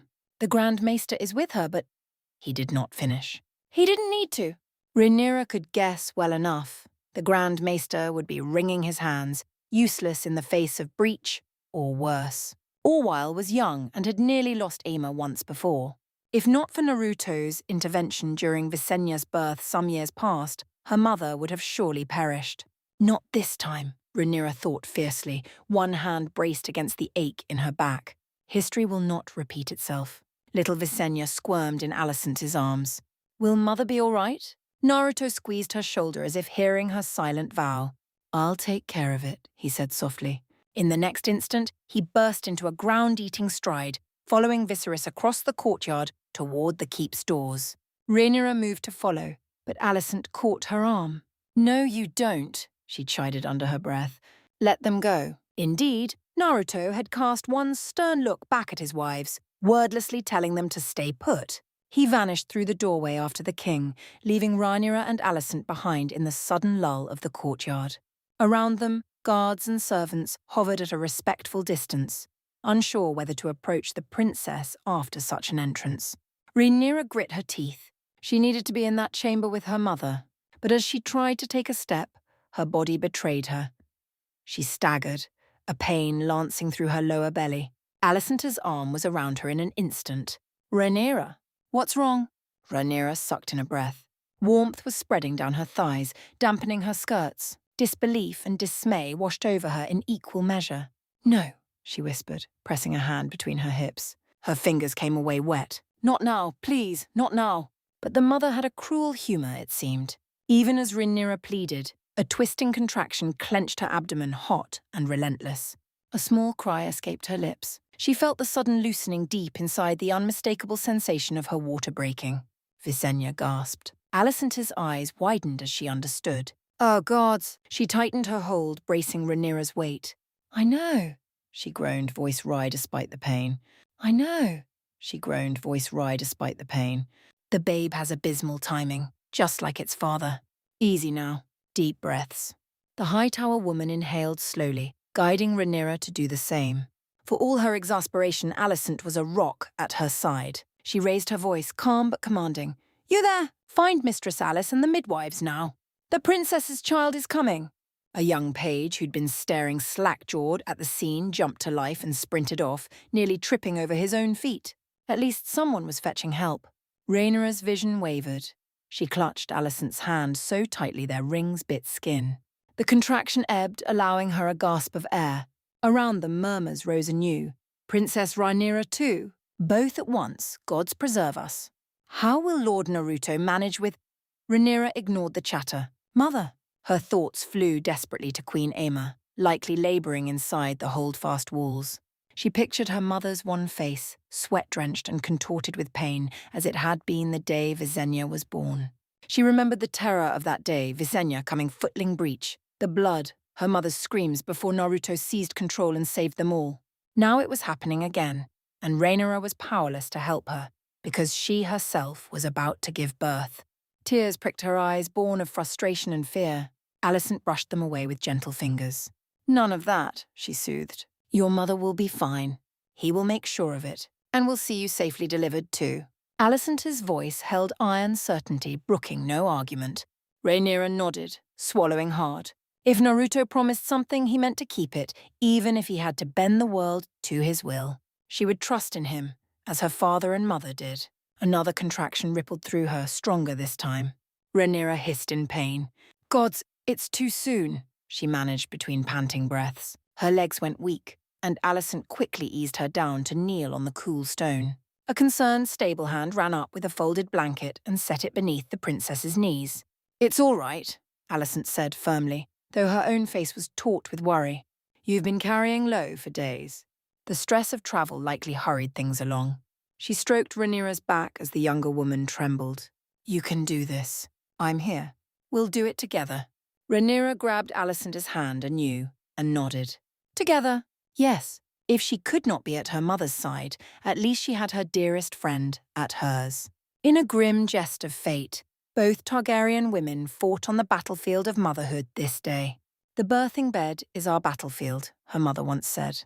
And so it was proven, thrice over. Above the princesses, the bright midday sky swirled with activity. Ravens flapped from the rookery carrying frantic messages.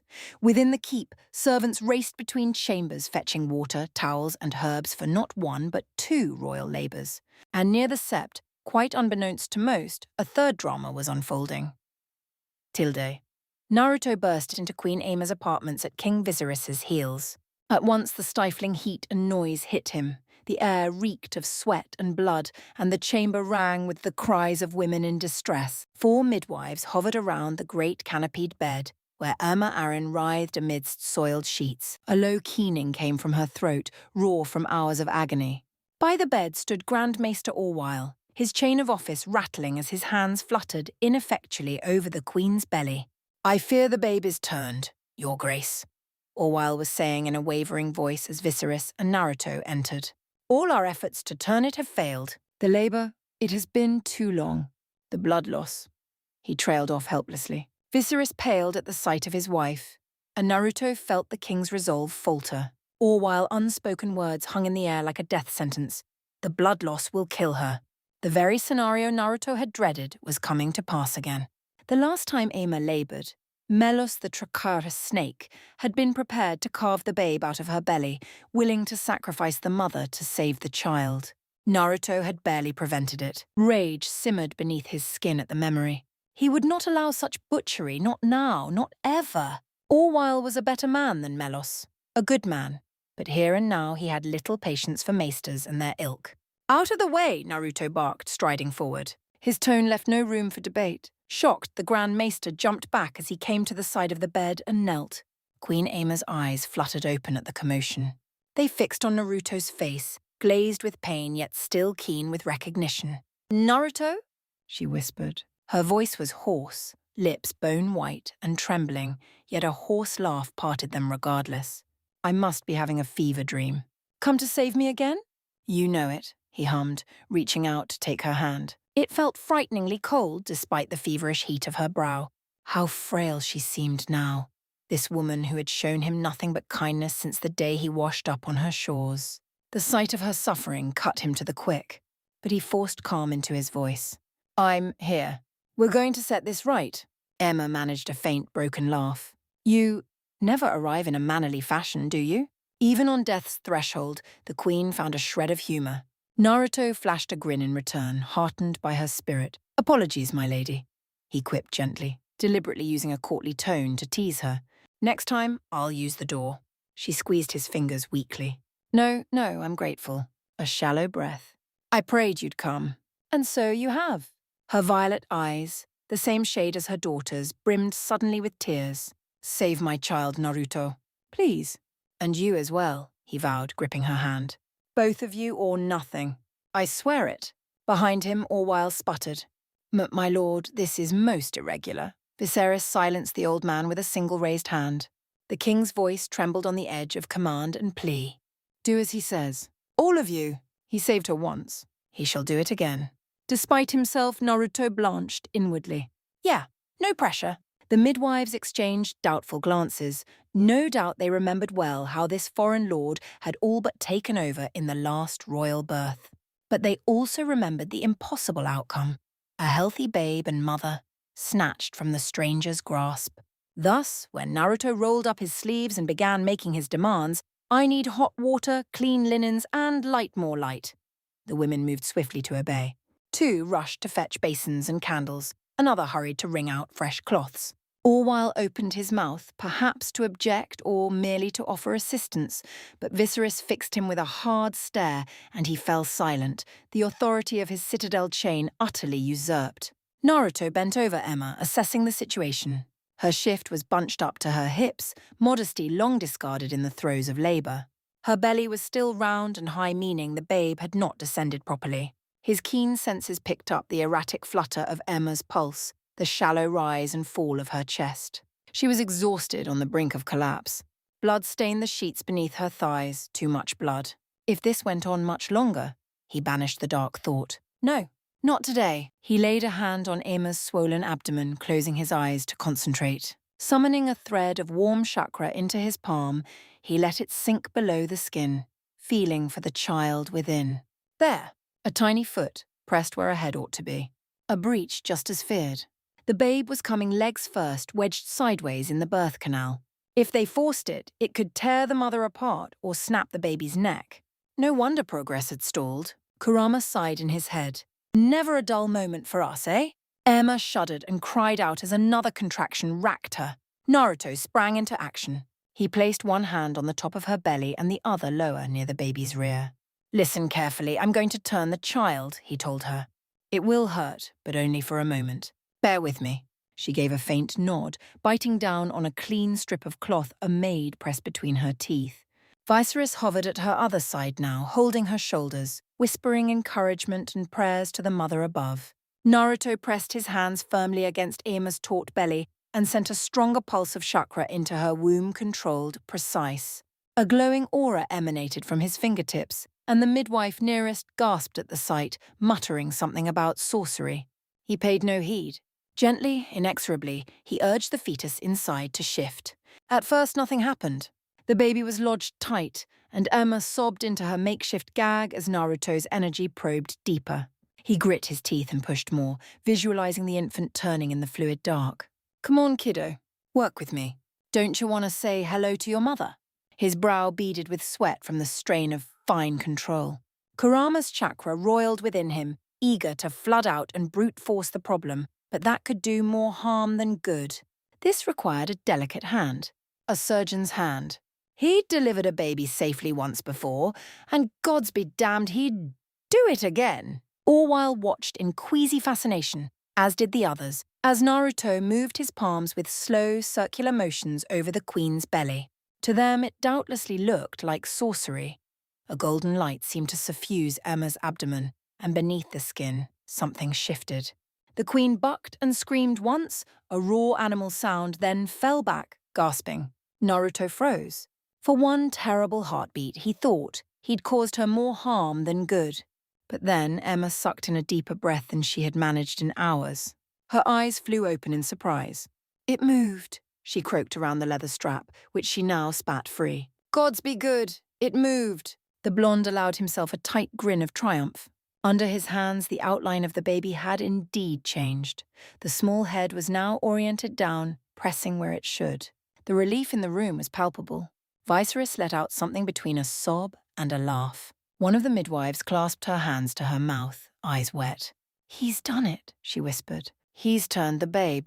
"Not done yet," Naruto cautioned, though hope surged in his chest. The hardest part was over, but Ama was far from safe.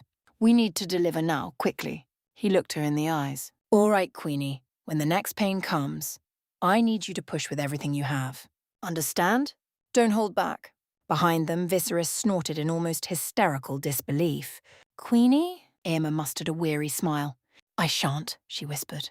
"By the mother's mercy, let's finish this." Naruto nodded. He positioned himself at the foot of the bed.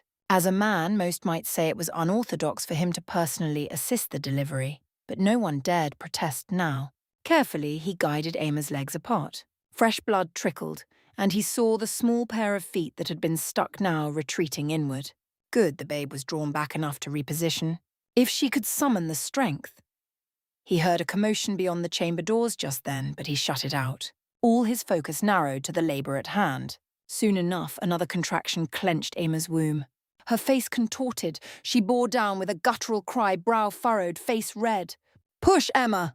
Viserys urged, holding her upright. "That's it, my love, that's it, push!" Emma roared through her teeth, muscles straining. Naruto saw the crown of a tiny head bulging at the birth opening. "I see the baby," he announced, heart pounding with excitement. "Keep going, Your Grace." Again.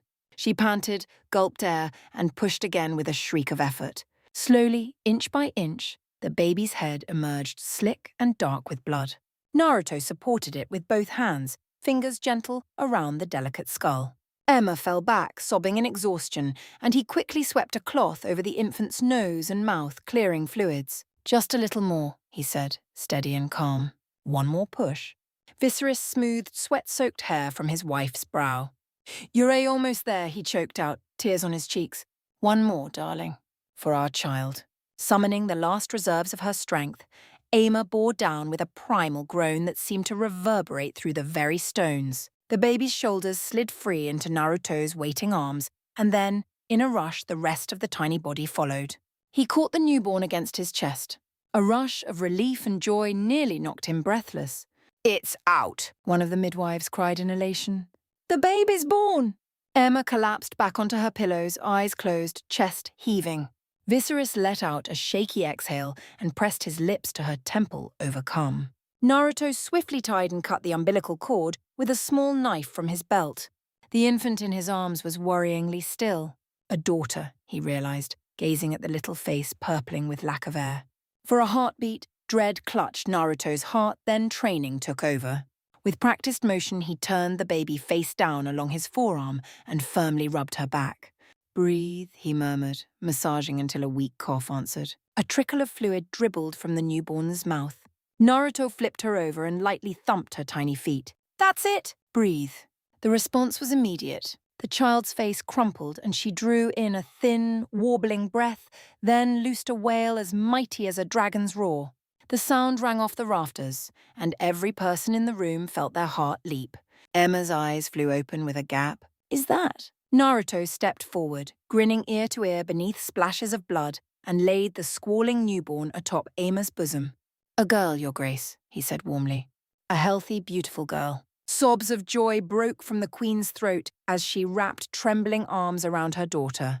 Viserys was laughing and crying all at once, bending over them both. "A girl," he repeated in wonder, brushing one reverent finger along the babe's soft, wet cheek. The infant's cries quieted as she felt her mother's warmth and scent. Tiny fists waved feebly, already grasping for comfort. Emma cradled her, tears shining like diamonds on her lashes. "Rhaella," the queen whispered, voice thick with emotion. She glanced to Viserys for approval, and he nodded through his tears. "Rhaella Targaryen," the king announced softly. Pride and love swelled in his voice. "Our daughter." Naruto's chest tightened at the tender scene. For a moment he allowed himself to just breathe. They had done it. Queen Aemma lived and baby Rhaella lived. Both of you or nothing, he had kept his promise. He allowed his shoulders to slump with relief. But his work was not finished. Even as the midwives bustled in to tend to the afterbirth and wash the queen, he became aware of frantic footsteps out in the hall, accompanied by urgent voices. He turned to find one of his own shadow clones shouldering through the half-open door. The clone's face was splattered with blood, though clearly not its own, given the merry grin it wore. "Sorry to barge in, boss," the clone panted. "Just wanted to give the good news. Kat's kid is born safe and sound. A girl as well." Naruto blinked, processing. Kat? Ah, yes, Hugh's wife. He had nearly forgotten in the frenzy. Shortly after entering Aemma's chambers, Naruto had overheard a desperate shout from a Red Keep guard. His wife had gone into labor in the yard without aid. Without hesitation, Naruto had split off a shadow clone to follow the man and assist. "You handle it," he'd told the doppelganger while focusing on Emma. True to his word, here was the clone, reporting mission accomplished. Relief flickered across his face. One more little life safe. "And the mother?" "Exhausted, but doing well," the clone said. "It was a straightforward birth, after all. They've named the babe Sierra." He chuckled. Poor Hugh nearly fainted with joy. "I left them both resting." Naruto huffed a light laugh. Hugh was a big, burly fellow. Imagining him swooning at the sight of his newborn daughter warmed his heart. "Good work," he told the clone quietly. Their eyes met in shared satisfaction, and with a casual salute, the clone dispelled in a puff of smoke, vanishing from the doorway, leaving only a startled midwife behind him coughing at the smoke. In an instant, Naruto absorbed the clone's memories. He felt Hugh's trembling gratitude as if he'd been there himself, saw the tiny red-faced babe Arya nestled in her mother's arms. Another safe delivery, another family intact. He closed his eyes briefly, offering a silent thank you to whatever gods watched over fools and foxes alike. When he opened them again, he found Viserys studying him intently.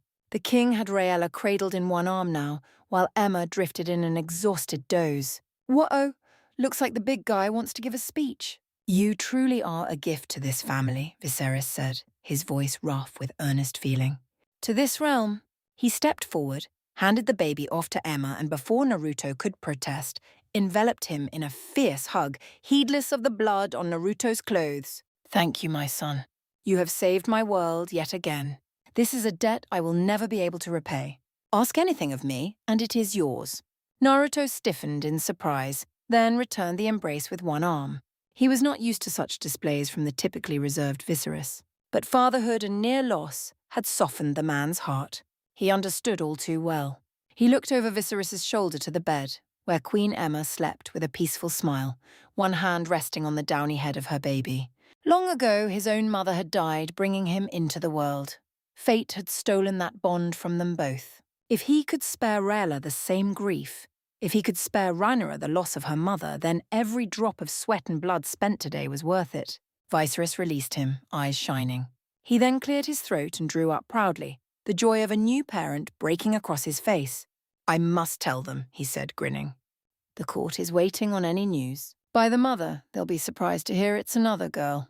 He chuckled, clearly unbothered by the lack of the long-hoped-for son. With Rhaenyra still his named heir and now this third daughter, Viserys's heart brimmed content with his healthy family. As the king moved to the door, no doubt eager to announce Princess Rhaella's birth to any and all, Naruto gently intercepted him. "Wait," he said, a new worry tugging at him. "Rhaenyra, where's Rhaenyra?" Viserys paused. In the delirium of relief, he had not noticed that his eldest child was absent. "She came with you, did she not?" he asked, frowning. "And Alicent?"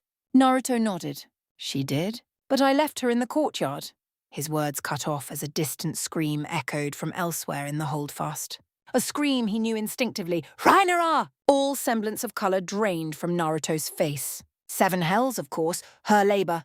In the chaos, he hadn't realised how swiftly things might have been moving for her, too. Perhaps he should have, given how near her term was, but they'd been in such a rush to reach Ama. Viserys's eyes widened in alarm. Go, he urged. She must be in her chambers, or nearby. Go to her. I'll tend things here. Naruto needed no further permission. Without even stopping to wipe the blood from his arms, he dashed from Ama's room, heart hammering anew. He raced down the corridor, guided by the sounds of frantic activity. Servants pointed him down a side passage toward an antechamber that had been hastily prepared. Naruto barreled through the half-open door and staggered to a halt at the sight inside. Rhaenyra was there, lying on a low birthing bed that had been erected on the floor rushes. Her face was contorted in pain, sweat-plastered hair clinging to her cheeks and neck. Alicent knelt behind her on the mattress, supporting Rhaenyra's back and murmuring encouragements in her ear. 2 midwives fluttered about at the princess's knees, and further back a third was unpacking linens and bowls.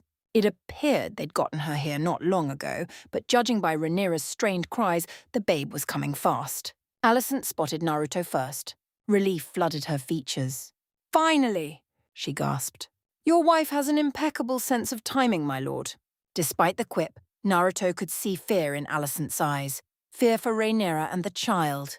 His stomach twisted at the realization that he'd left his wife to labor without him, even as he delivered others.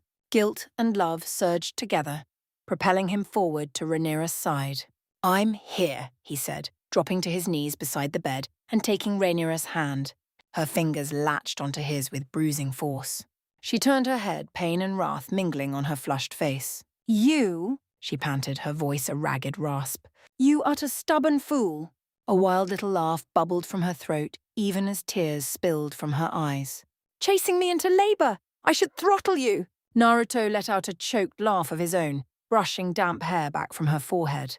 I wouldn't blame you, he managed. He leaned in and pressed a quick, fierce kiss to her temple. But first let's get this little tyrant out of you, HM. Rhaenyra nodded weakly, a sob escaping her lips. Her grip on his hand was iron hard. He could feel the tremor in her muscles with each spasm of pain. Naruto moved his free hand to cup the swell of her belly. He sent a gentle wash of chakra through her skin, soothing tense nerves and lending what energy he could spare to mother and babe. Rhaenyra's labors had started barely an hour ago, but her body was working with alarming speed. Perhaps the upheaval of travel had hastened everything. Either way, the babe was eager, and from what he could sense, thankfully in proper position head down and pressing to be born. How far along? He asked the nearest midwife, who was already peering between Rhaenyra's thighs. She's nearly ready, my lord. Baby's crowning now, the midwife replied briskly. Not long by the mother's grace. As if to prove her words, Rhaenyra suddenly arched, teeth bared in a scream that she fought to bite back. Naruto saw the bulge of the baby's head, straining at the entrance. The midwife quickly braced her palms there, ready to guide. Princess, my lady, you must push now, she ordered firmly. With the next pain, push hard. Rhaenyra sucked in a ragged breath and threw her arms around Naruto's shoulders, holding on as if he were a lifeline. Don't leave, she gasped, her breath hot against his neck. Stay, please. His heart lurched a little, not just from the words, but the realization. This was really happening. From this moment on, everything would change. I'm not going anywhere, he whispered, wrapping one arm around her trembling back while keeping his other hand clasped in hers. He supported her as Alicent shifted position to let him take the lead. Gently, he eased Rhaenyra upright into a squat-like crouch gravity would aid the birth. His arms became her support and she sagged against his chest with a sob of relief. There we go, he murmured at her ear. I've got you. You can do this. Her only answer was a whimper and a frantic nod. Then another contraction hit, and Rhaenyra bore down with a cry, every muscle in her young body taut with effort. Naruto held her steady.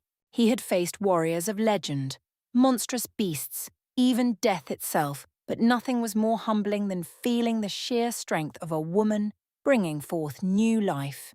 He murmured steady encouragement as Rhaenyra moaned through the push. The midwife's eyes lit. Good, good, she exclaimed. I see the head, princess. One more like that should do it. It burns, Rhaenyra whimpered, trembling. She buried her face against Naruto's shoulder. Gods, it burns like fire. I know, Naruto soothed, caressing her hair. His heart twisted helplessly at her pain. Just a little longer. Remember what you said? You're the blood of the dragonfire cannot break you. Show our son your strength. A wet laugh, then another scream as the next wave came. Rhaenyra clenched Naruto's tunic in both fists and pushed with a despairing, mighty cry. Naruto felt her whole body shudder in his arms. The midwife braced to receive the child. There we are, the woman cried out, triumphant. Heads delivered. Rhaenyra collapsed back against Naruto, sobbing for breath. He peered over her heaving shoulder, his own vision blurring with tears he hadn't realized were forming. He caught a glimpse of a tiny, slick head in the midwife's hands, wisps of pale gold hair matted to it. His heart nearly stopped. Their child. His child, half in this world already. A wonder beyond words. You're almost done, princess, the midwife panted, carefully clearing the baby's airway. The newborn's face was purple and still, not yet breathing. Naruto's throat clenched in fear, but the midwife was steady. She checked for the cord around the neck. None, thank the gods. Give us one more push for the shoulders. Rhaenyra shook her head wildly, tears flying. I can't, she wept. I can't, it hurts. You can, Naruto said, gentle but firm. He turned her head with a finger to meet her bleary eyes. Rhaenyra Targaryen, you've never yielded in your life. Don't start now. Our son is waiting to meet his fierce mother. Rhaenyra blinked, then let out a wet laugh that was half a sob. Whoa, who taught you to pep talk a woman in labor? She managed with a shadow of her old wit, but she nodded, resolve hardening in her expression. All right, one more. Alicent, still perched at Rhaenyra's back, stroked her hair. The mother is with you, Rhae, she whispered. Bring him into the light. With Naruto's arms holding her and Alicent's hand in hers, Rhaenyra summoned every last scrap of strength. She gritted her teeth and bore down ferociously. A scream tore from her throat, a sound of fury and triumph combined. Naruto felt a sudden slippery release against his legs as the rest of the baby slithered free into the midwife's grasp. It's a boy, the midwife shouted joyously. In her hands, a new life squirmed and then let out a thin, mewling cry. A boy, your grace. For a moment, Rhaenyra simply stared in disbelief, her body gone utterly slack in Naruto's embrace. Then a radiant, exhausted smile dawned on her lips. A boy, she murmured. Her head lolled back onto Naruto's shoulder, tears of joy leaking freely now. We have a son, Naruto. The midwife swiftly bundled the wailing newborn in a soft linen and passed him up into Rhaenyra's waiting arms. Trembling, Rhaenyra cradled the tiny bundle to her chest.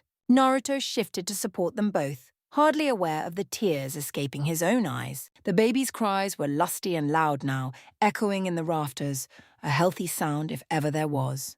Naruto loosed a laugh that was half sob, pressing his cheek to Rhaenyra's. He couldn't tear his gaze away from the little face blinking up at them. The boy's eyes were a cloudy blue for now, and a sparse dusting of pale blonde fuzz covered his head. Tiny and red and wrinkled, and yet to Naruto he was the most beautiful thing he had ever seen. You did it, he whispered into Rhaenyra's hair, awe and pride swelling in his chest until he thought it might burst. You were incredible. Rhaenyra turned her face and kissed him, an exhausted, salty kiss full of love and relief. We did it, she corrected hoarsely.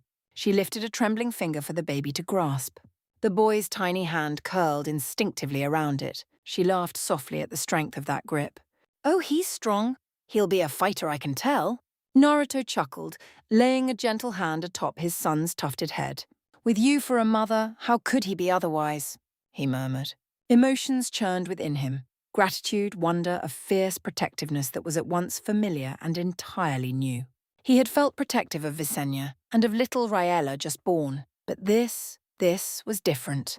This was his flesh and blood in his beloved's arms. His son, who would carry on legacies from two worlds. Naruto silently swore then and there to devote all that he was to this child's happiness and safety. You will never be alone, he promised the squalling babe in his heart. Not like I was.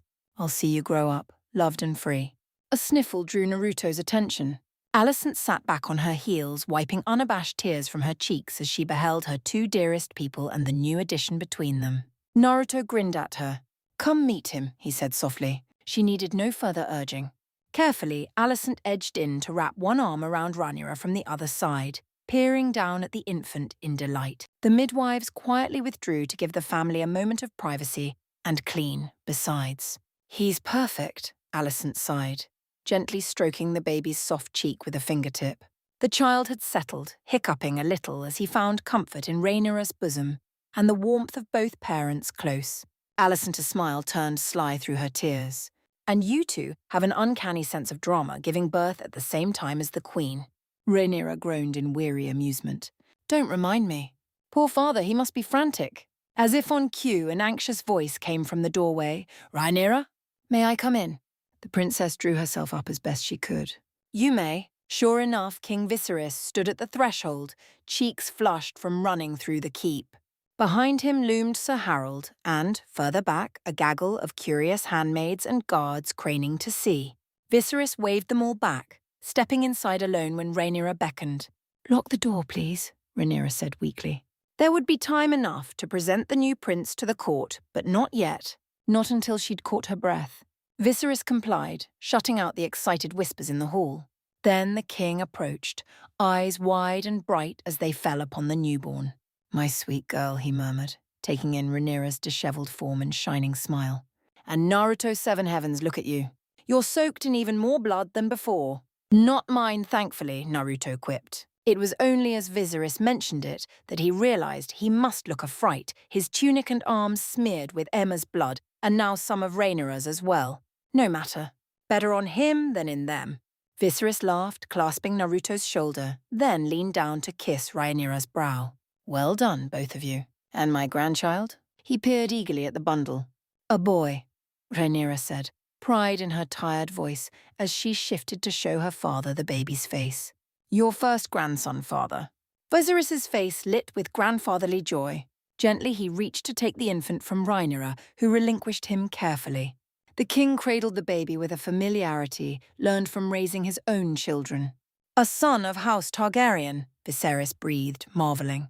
The baby fussed a little in the unfamiliar arms, but as Viserys rocked him, the boy settled and stared up, hiccuping softly. The king chuckled. "He has Rhaenyra's nose and this hair." He brushed the fine pale gold fuzz. "Not silver, not quite gold. The rogue prince will be jealous. This one has the true crown of the Stepstones." Naruto snorted, while Rhaenyra and Alicent both giggled, remembering Demon's jape about his golden offspring. Viserys sighed contentedly, wiggling a finger for the baby to clutch. "Exquisite," he declared. "A healthy son thanks to the mother's mercy, and Naruto's." Alicent arched an eyebrow, teasing. "Truly, if word spreads of today's feats, the small folk will be lighting candles to Lord Naruto instead of the mother." Heat seared up the back of Naruto's neck like wildfire. "Oh, God, spare me," he groaned, ears reddening. Rhaenyra smirked and squeezed his hand affectionately. Viserys chuckled as well, but then his expression grew more solemn with gratitude. "If not the mother, then at least House Targaryen owes you a debt beyond repayment, my boy. You have delivered both my wife and my daughter from mortal peril today." He looked between Naruto and Alicent. "Both my daughters, I should say." At that, Alicent blushed prettily. Viserys's fondness for her had only grown with time, especially since the unusual marriage arrangement that kept Alicent as part of his family. Alicent dipped her head. "It was Naruto's doing, Your Grace. I only did what any friend would." The king nodded, then smiled down at his grandson once more. "We are thrice blessed this day," he said softly. "A new daughter, a new grandson, even a new little subject born to dear old Hugh and Cat." He gave Naruto a knowing look. "Yes, I've already heard of that, my boy. You cannot help but save everyone in reach, can you?" Naruto rubbed the back of his neck, sheepish. "Not everyone," he said. There were still those beyond his reach. He thought of battles yet to fight, of other friends far away who might need him. But those were troubles for another dawn. Today, all was well in his own corner of the world. Rhaenyra touched his arm, drawing him from his thoughts. "Mother," she said suddenly, eyes widening. Is she?" Viserys beamed, resting comfortably. "And eager to see you once you're able. She has a little girl. Rhaella." At that, Rhaenyra shut her eyes in palpable relief. A single tear slipped down her cheek. "Mother and sister both safe," she murmured. "Thank the gods!" "No. when her lids lifted, her gaze found Naruto's, brimming with love. "Thank you." Naruto bent and kissed her, softly, tenderly, lips lingering against hers in silent promise. Alicent let out a happy sigh beside them, and Viserys tactfully busied himself cooing at his grandson. In that quiet moment, in that unremarkable chamber, the little family simply breathed together, hearts full. At length Viserys cleared his throat, not to break the spell, but the court will need to be informed of all these births. "They'll be in a frenzy by now." He gently returned the baby to Rhaenyra's arms.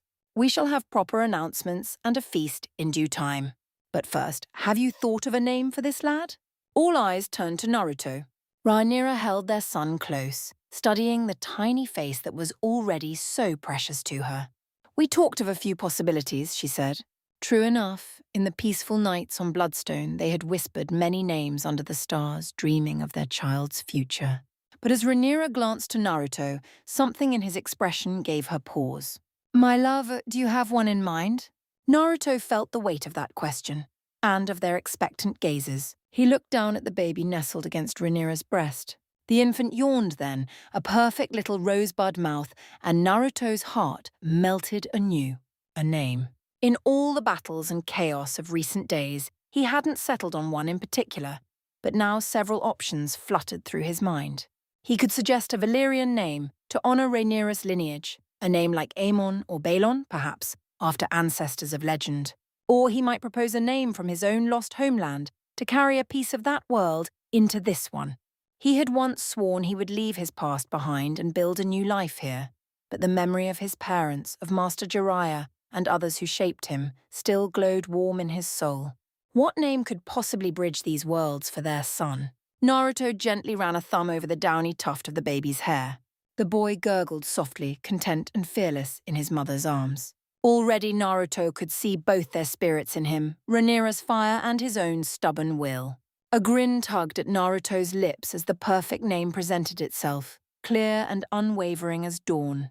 He met Rhaenyra's gaze, then Viserys's and Alicent's in turn.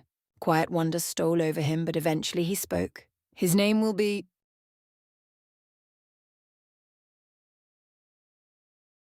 Chapter 39. "So the dragon has fangs?" "Yeah, sharp ones too." "Bah! I noticed you have a chunk of your hair missing." "Shut it, you twat." Tilda men being men. Names and omens, Jiraiya. "Are you sure about this?" Viserys asked his daughter. "I did not expect you'd choose such a name." Rhaenyra smiled as he nodded her head. "I am," she told her father. "I had intended for either Jacaerys or even Tywin, but he doesn't look like either one." She chuckled softly. "Well, whatever you choose, I'm sure he'll do great things." He smiled before glancing at the sleeping newborn in the bed nearby. They both will. She knew he was speaking of Alicent and her unborn child. "Yes, I think they will change the world for the better." "Rest, then." The king smiled as he pat her shoulder.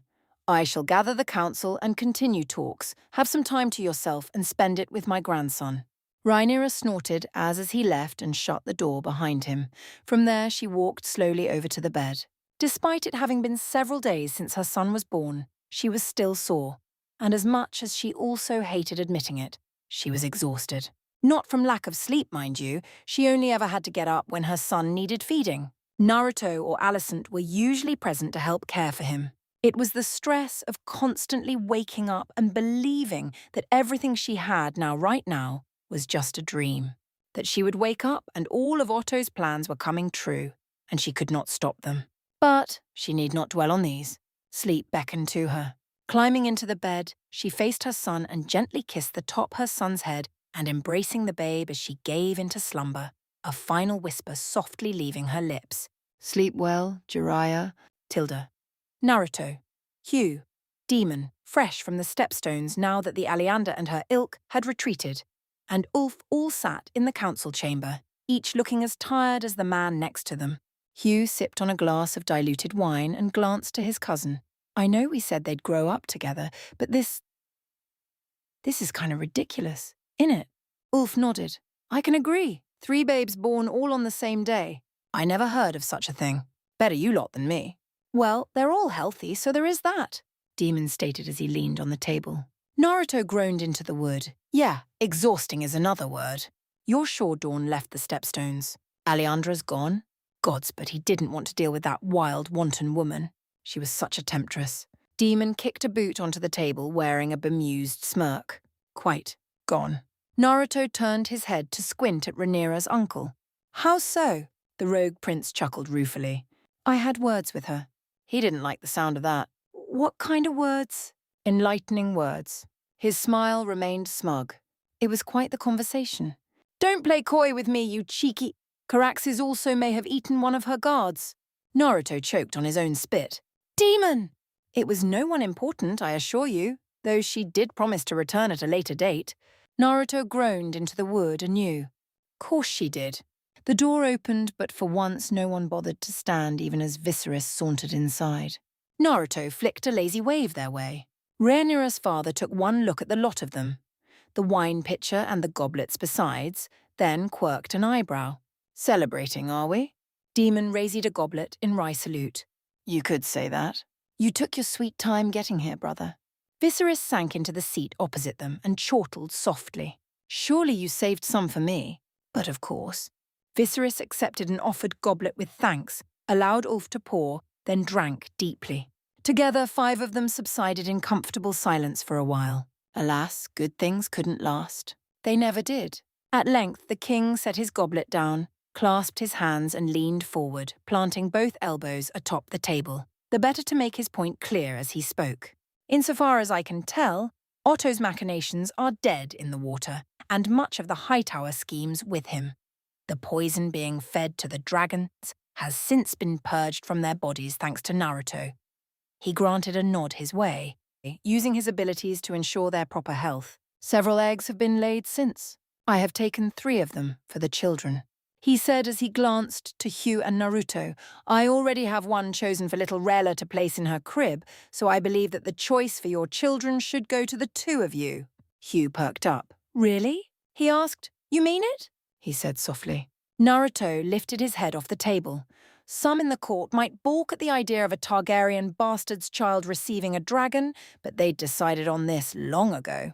That was the brilliance of it. No one, of course. The realm could do nothing but whisper. That was the brilliance of it. Viserys nodded with a wry smile. I did promise that she'd get one in her crib. Why go back on those words now? He asked in return as he reached down beside his seat and put a rather hefty chest onto the table and opened it to reveal 2 eggs inside. Taken from one of the caverns by the keepers, they tell me that there are likely others within and will continue searching. Naruto reached a hand out and picked up one of the eggs.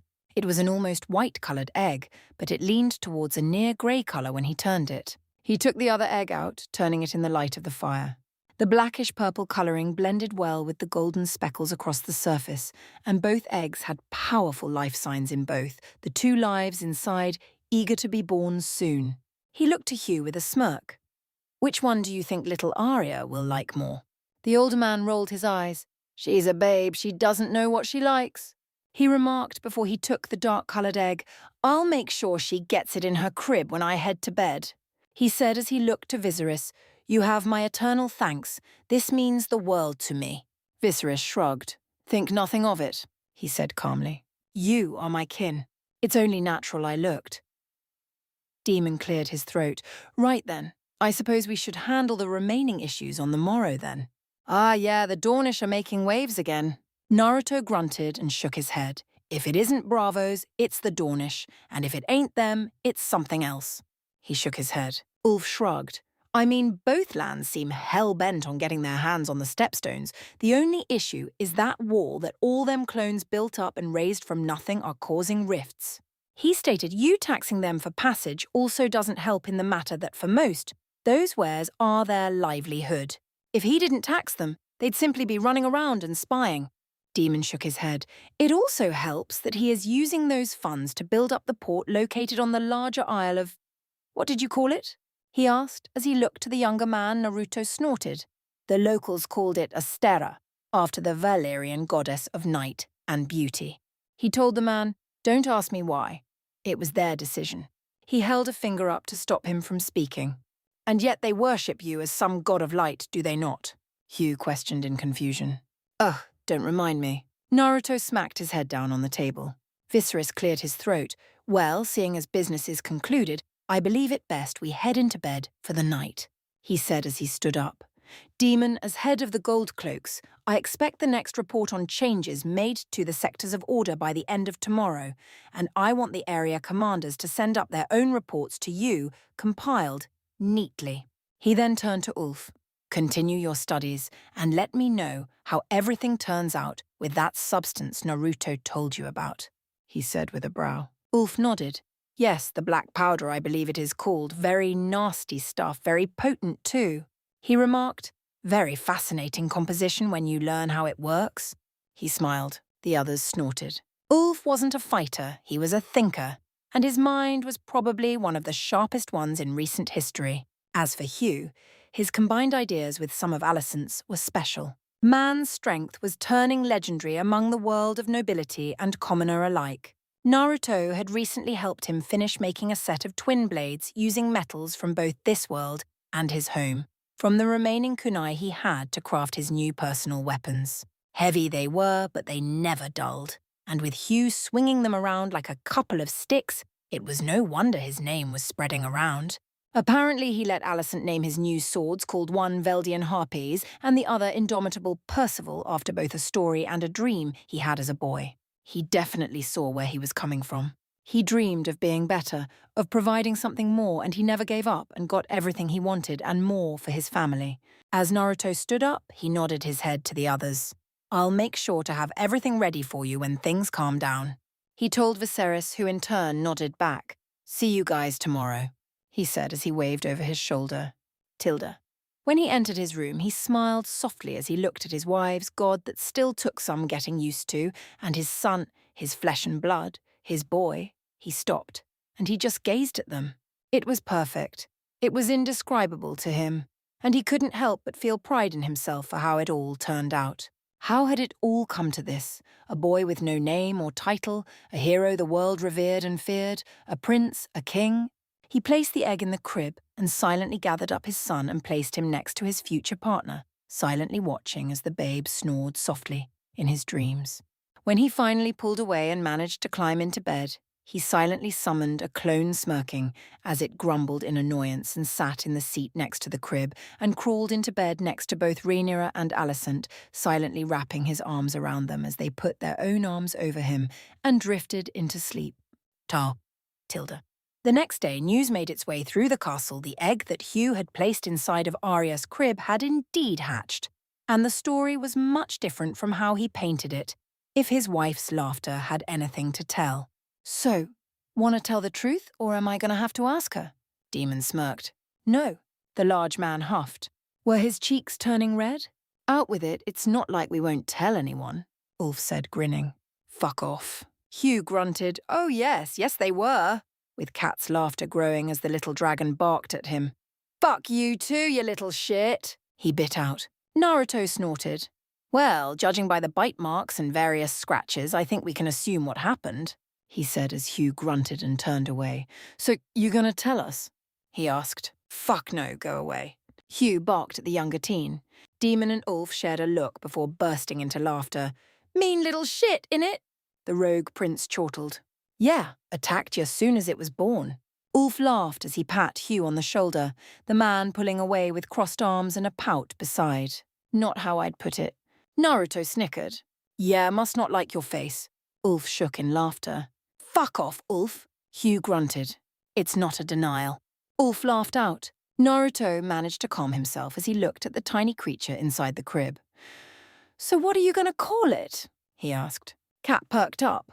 I was actually about to get to that before the little bugger leapt at Hugh. She laughed, causing laughter to spread out among the men. I was thinking of Nergigante, she said happily. Nigamante? Hugh asked in confusion. I think she said Ninja Dante. Ulf shrugged. Cat smacked her forehead. I said Nergigante, Nergigante. It was based off the Valyrian god of the underworld who kept the balance and would always be the one to challenge the upper pantheon when they got out of control. She snorted. And apparently, he was also a god of war. She shrugged. And I, for one, think it suits the little fella's attitude, she said all too happily. Yeah, you would, Hugh grunted out. Naruto shrugged. Just means he's going to be loyal to Arya. It's a good name. He agreed with Cat. Thank you, at least someone listens to what I have to say, Kat said smugly. Suck up, Hugh said as he looked to Naruto, who in turn grinned at the man. Well, I'm sure my son's dragon will be a much better partner than your old ass, he remarked as the other man barked out a laugh. It still has to hatch, you know. Demon smirked at the blonde. However, before Hugh could say anything, Alicent opened the door and stuck her head into the room. Your son's dragon just hatched, thought you should know. She smirked as she closed the door. Naruto, Ulf, and Hugh all blinked before Naruto shook his head in mild surprise. Hold on. Say that again. Naruto called out before he opened the door and leaned into the hallway. Wait, come back. Hold on a minute, Alice. Naruto called out, don't just say that and walk away like nothing happened. He exclaimed as he chased her, the men laughing as he rushed after the pregnant girl. That boy, he's gonna be wrapped around their fingers the next time they end up pregnant, Hugh chortled. As if he weren't already, Ulf chortled. I would imagine we would be at one another's throats without him having come here, Demon stated, the two brothers going silent. It was true. Without Naruto, Hugh would still be a blacksmith, his daughter a peasant, Ulf a drunk, Emma most likely dead and Alicent a pawn in her father's plans. Without Naruto, peace would be a dying dream. Tilda, come on, Rhaenyra said as she pressed on the slice of meat. Dracarys Arkfeld. She urged the little beast as its grey-white scales shimmering in the light of the dawn. And with a sputter of sparks, the little dragon roared, time flames bursting out of its mouth and striking the meat presented before it. Good job, she said happily as she watched the little dragon munch on its first meal with gusto. Rhaenyra, I heard the news, Naruto called as he pushed open the door. Is it true? He asked her. Rhaenyra nodded as she moved to the side to show her husband the small creature munching on some pork. Yes, it happened about 30 minutes ago. Alicent was coming to play with the little one, and it happened, she told him. So what are you going to call it? Naruto asked curiously. I have given him a Roinar name, she told the Uzumaki. Oh, really? What did you name it? He asked happily.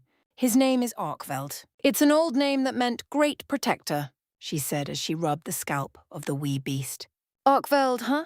You sure you don't want to call it something else? Naruto asked as he looked at it. It's a bit small, he told her. Rhaenyra gave a light laugh. He is a newborn husband. He has yet to grow to adulthood, she told him. Naruto rolled his eyes. Yeah, I know, but give me some credit. It is the first time I seen a dragon this small. Even Bale was bigger than this little guy. Naruto told her as he remembered the now larger dragon that was always following Visenya. Rhaenyra gave a huff. I just think you are a little jealous. She rolled her eyes. Of what, our son? Oh, no, Naruto said as he leaned forward. I would never be jealous of our boy, he said as he coated his hand in Six Paths energy. Proud of him for being my son, yes, but jealous of who he is going to be, never, he said before he placed his hand on the young hatchling, causing it to perk up. You do that a lot with the dragons these days, husband, Rhaenyra said as she watched Arkfeld begin to chirp happily. What exactly are you doing? She asked him. She knew what power it was, but she did not understand what he was doing with it. Naruto shrugged. Same thing I did for your mother, your sisters, and even Kat. I'm simply removing any impurities inside their bodies from the long-standing poisonings that the maesters did. It was potent stuff, he said softly. This way, it will allow the next generation after them is stronger, he explained. But did you not say it would take several generations of breeding the dragons to truly heal them? The princess questioned. Naruto nodded his head. Yea. All the current dragons alive, aside from Slyrak, Vhagar, Vermithor, Silverwing, Aldorak, and maybe a couple others like Dreamfire, Carax's Meles, aren't truly affected due to the fact they were adults. The younger ones like Syrax or Little Bale were exposed or born with the effects of the poison in their systems, he told her. Rhaenyra blinked. But I thought you already healed the poison in the dragons when we exposed Otto and the maester's plans on wiping the dragons out, she stated. In a way, I did, but something like that doesn't remove itself right away. It takes time and constant monitoring to make sure it is taken out, he said with a raised brow. You assume that Otto and Melos, or whatever his name was, were the only ones plotting. There are still a couple dozen left up in Old Town that are plotting their schemes even now, he told her. Rhaenyra felt her body stiffen. Huh! How do you know this? She asked him. Naruto shrugged. Clones and transformation technique. He told her simply, I am monitoring them closely and gathering all their information before exposing them. He told her, luckily, out of the 50 or so maesters in the Citadel, only about 16 are guilty. The others are actually truly and wholly loyal to learning the craft of the master, he told her. Why not just kill them and be done with it, expose them, and give them no place to turn? Rhaenyra asked with a raised brow as she watched Naruto take his hand from the tiny dragon, who resumed its meal. Naruto shrugged. Simple. You kill all of them in one stroke. Then the others find out. They start to think like those you removed. And then the cycle repeats itself. He told her, like we did with Otto and Melos, we have to bide our time and wait. Your father and uncle know all about the maesters. He told her simply, we are having the Hunter Guild personally gathering the meat for the dragons and delivering the bodies of the kills to the dragon pit without anyone knowing the wiser. He smirked. Trust me, we are handling things and moving things into place to ensure something like what they had planned will never come to be. He kissed her. Rhaenyra nodded her head. Very well, I will trust your judgment, she said softly. In the meantime, we must prepare ourselves, she told him, gaining a curious look from her husband. Naruto blinked. Prepare for what? He asked. Rhaenyra rolled her eyes. To introduce not only our son to the court, but your nieces as well, she told him. Or did you forget we have to let all of Westeros know that not only was your mother-in-law successful in siring another child, but your aunt-in-law as well as your wife were all brought together on the same day to bring new life into this world? She asked him. Naruto chuckled, rubbing the back of his head. It might have slipped my mind. What all with me having to deliver all 3 of the kids and hunting for the eggs and speaking with your old man among other things, he admitted. Rhaenyra nodded to herself. Naruto had been extremely busy ever since their son was born. He had truthfully only spent a couple of days off to dote on him, not including when he brought the egg to be placed in his cradle. Well, now you know, she nudged him. Also, you need to speak with Alicent. She seems to be somewhat skittish these past few days, she informed him. Is she all right, the baby? He asked nervously. Rhaenyra grabbed his hand to calm him. They're perfectly fine. I think it is just the fact she is realizing what she is about to go through, she said, giving him a look. She is experiencing hormonal swings, huh? Yeah, better go look in on her, Naruto said as he kissed his wife, then pecked his son on the head. Be back soon, he told her before he departed. Take your time. She's not going to fly off, she called back. Will do, Naruto said as the door closed. Rhaenyra gave a light giggle. He is always running around, never able to stop these days. She sighed softly. That was when Jiraiya started crying. Drawing his mother's attention, the air soon filled with a certain smell that only a newborn could produce, causing Rhaenyra to gag. Great, now she was stuck on booty duty. Tilda. Naruto walked into the crafting room. It was essentially a small room dedicated to the advancement of the realm that Naruto helped build and Alicent and her little workforce used to place ideas in before testing possible creations. He saw Alicent pacing between the stacks of shelves, a small smile on her face as she put a book on a shelf. However, he could also sense her emotions. She was still worried, and he could also tell she was horny but mostly worried. He watched in silence as she walked back over to the work table and unrolled a scroll. It was one Naruto was intimately familiar with. He was the one who drew it up a couple days before the kids were all born. It was known as Project Draupnir for a simple reason. It was to provide an unlimited amount of coin to the kingdom and 4 wardens as well. Everyone knew that the Lannisters were constantly working in the mines, and in time they would eventually run dry. Without any other form of income, they would literally be forced to look for other ways to bring a stable income into the West.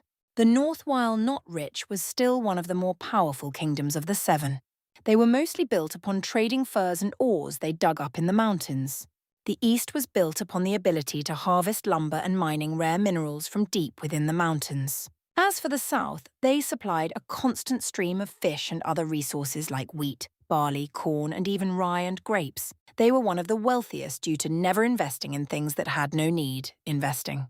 Project Draupnir was simply a way to ensure that in the case of one of the more needed supplies running out, that the kingdom itself was able to maintain a filled coffer to prosper. A small item like a coin or a ring would be inscribed with sealing matrices that would duplicate the item in question in bulk every hour or so without the seals wearing down or off the original item.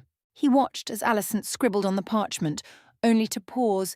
"If you keep staring, I am likely to think you are here to either help me by fetching me a meal or leave me," she stated with a grunt. Great. Hangry he liked the combination of angry and hungry, or possibly horny and angry, and the joke it made up Alicent was coming out. Naruto rolled his eyes, neither of which are needed right now, he told her as he came up behind her, slowly rolling up the scroll for later. Alicent turned around, her bulging stomach showing itself in the afternoon light. "And what exactly am I in need of, husband?" she said as she placed her hands on her hips. Naruto placed his hands on her belly, feeling the small pulse of chakra within, the babe responding in excitement to his voice. "Daddy!" It seemed to call out to him, causing him to smile softly.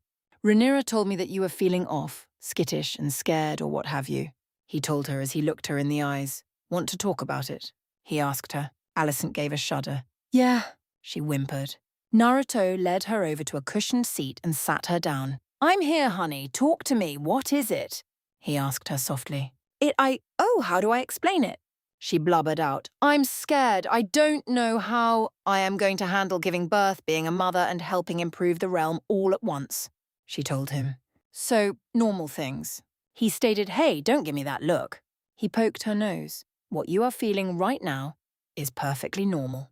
He told her, "Women experience pregnancy and birth every day. They all feel these same emotions and worries. You, my love, are simply overstressing. You want to work, you want to spend time with Jiraiya, Rhaenyra, as well as Arya, and even little Visenya all at the same time. But you are also overdoing it," he said as he took her hands in his. "What you need is a break," he said with a smile. "But our work, the realm," she went to say, only for Naruto to put a finger to her lips, "can wait. The realm is stable, the maesters are under observation, the 7 kingdoms are stable. Project Draupnir is not going anywhere." He said, "I already know what I need to complete it, and I already know which wardens which component the project is going to." He said, "You just need to take some time to yourself. Relax, sleep a little, and spend some time with Rhaenyra and the family," he told her. Are you sure?" Alicent asked him. "Yes, I can handle this one little thing while you take some time to gather yourself," he said as he rubbed her hands. "I suggest speaking with Mother and get her to help you seeing, as she has done this a couple of times. And if you are a good girl, I'll get you some food," he offered her. "Can I get some ramen?" she asked as she blushed a little. Yes, ramen was a thing here. Well, for the most part, it was a simple family meal Naruto showed the Targaryen chefs how to make when he helped Alicent make a noodle maker. Then the ramen was always flowing when he had a craving for it. The fact he had managed to introduce some of his home meals into this place was amazing. He had almost missed enjoying something simple as red bean paste. Naruto chuckled. "Yes, I can get the cooks to make you some ramen," he told her. "I also want peppers, and I think you called it kimchi. I want spicy. Hot." She crossed her arms. Naruto laughed. "I'll make sure that it is all there. Now get going. I can tell you're getting horny, and I don't want to have to tell you the same things the maesters tell you," he said as he pulled her up and pat her on the rear, sending her up with a squeak as a clone formed and led her to the door. "I'll be here finishing this project up, and we'll have the clone go get you some food." "But I am horny," Alicent whined as she stomped a foot down. "And hungry, and angry, but mostly horny," she whined out. "Alice, you're 6 months pregnant. The maester has also told you sex at this stage is not good," he said, poking her forehead. "Now go get some time off and relax." He nudged her towards the door. Alicent turned her head to her husband. But what about you?" she asked as she looked down. "You look like you want it as much as I do," she told him. Naruto snorted. "Don't get me wrong, I enjoy fucking you while you're pregnant, but you are too far along for fun like that. I can manage my own requirements like this," he said as he nudged her out the room. "Now git!" He pat her butt again. When Alicent was out the door, he shut it and leaned against it, and then looked down. "I really am being spoiled by those two," he muttered. "Pfft, more like you are getting so much sex you don't know how to say no," a familiar voice retorted. "And it's nice to hear from you as well." Naruto responded, "It's only been a couple days, Kurama. What woke you up this time?" he asked. "Nothing. I woke up on my own, decided to check on you." the fox answered honestly. So how do you plan on handling that issue? Last I recalled, your Dragon Queen is still recovering, and your redhead is too far along for those kinds of activities.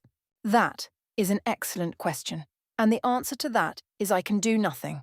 He told the fox, as much as I could go to a whorehouse, those women would spread the word that I am unfaithful to not only Alicent and Rhaenyra both, in which my cock and balls will no longer be attached, but the entirety of the realm will know, he stated. So why not go to that snake woman? She has been interested in you. Actually, the way she acts around you reminds me of that Hyuga girl, he told the blonde. Alejandra, Naruto questioned. I can't do that. Not only is she from a rival kingdom, she also seems to be plotting against me. She isn't plotting anything other than getting into your bed, he told the human. Add in she has already spoken with the king along with your wives multiple times. You know it is safe to go have a bit of fun, the fox stated.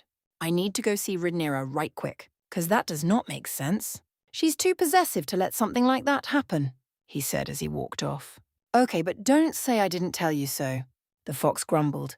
Now that you have something to do, I'm going back to bed, he yawned. Naruto shook his head. He had other things to worry about. He had remembered that Viserys wanted to reveal the children to the realm. Tilda. Naruto silently walked into the throne room. He saw Viserys and Demon speaking, a light chortle leaving Demon's lips as a joke was shared between brothers. Hey, I'm here, he called as he entered. I was told by Rhaenyra that we need to introduce the kids or something to the realm, he stated. Viserys blinked. Oh, that won't be happening until a couple of weeks from now, when the ladies are able to properly walk once more. He told Naruto, something like this requires time to prepare. The food, the music, the entertainment, the tourney, and all things that go with it. He told Naruto, remember that I held a tourney on the day that Visenya was being born. This is the same. He told Naruto, unlike with Visenya, we actually have time to plan, unlike with Visenya, who was a surprise. He laughed. But, unlike last time, this time there are 3 children we are to introduce, so we need much more to present to the realm. Demon stated, a simple tourney is not going to suffice. There is a prince and 2 princesses that have been added to our numbers, so we must act accordingly to the additions. It is as much a celebration as it is a declaration, the rogue prince remarked. Naruto sighed. Okay, yeah, that makes sense, I guess, he stated as he ran his hand through his hair. Exhaustion, but not from late nights, Viserys remarked. You have been busy these past few days. What with working on Astera and the Dornish raids along your borders, he told Naruto, who nodded. Yeah, they changed their flags and banners, but the way they fight is all but recognizable to us now in the Stepstones, Naruto stated. I would normally name you the Warden of the Central Isles, as the Stepstones are an archipelago that stretch between Westeros and the continent of Bravos, Viserys remarked. But I get the feeling that such a title would open up your lands for more than simple attacks. Naruto nodded. Yeah, Prince Doran of Dorne is constantly harassing the walls around our main port. Add in he is also trying to send in spies to assassinate me or Rhaenyra. And I have my hand full of meaningless bullshit, he grumbled. 6 islands, 1 ruler, and a bunch of stuck-up pricks who want a harsh landscape. He crossed his arms. Me, Rhaenyra and Alicent spent 6 months working on that land to make it viable to live aside from constantly fighting over them.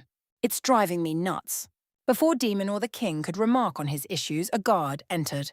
Your Grace, guests have arrived at the front gate, the man stated. Viserys blinked. Who on earth has come down to the central realm of Westeros? He asked in confusion. As far as he was aware, nobody was coming to visit. So who? The messenger bowed their head, the better to avoid looking at the king as he spoke.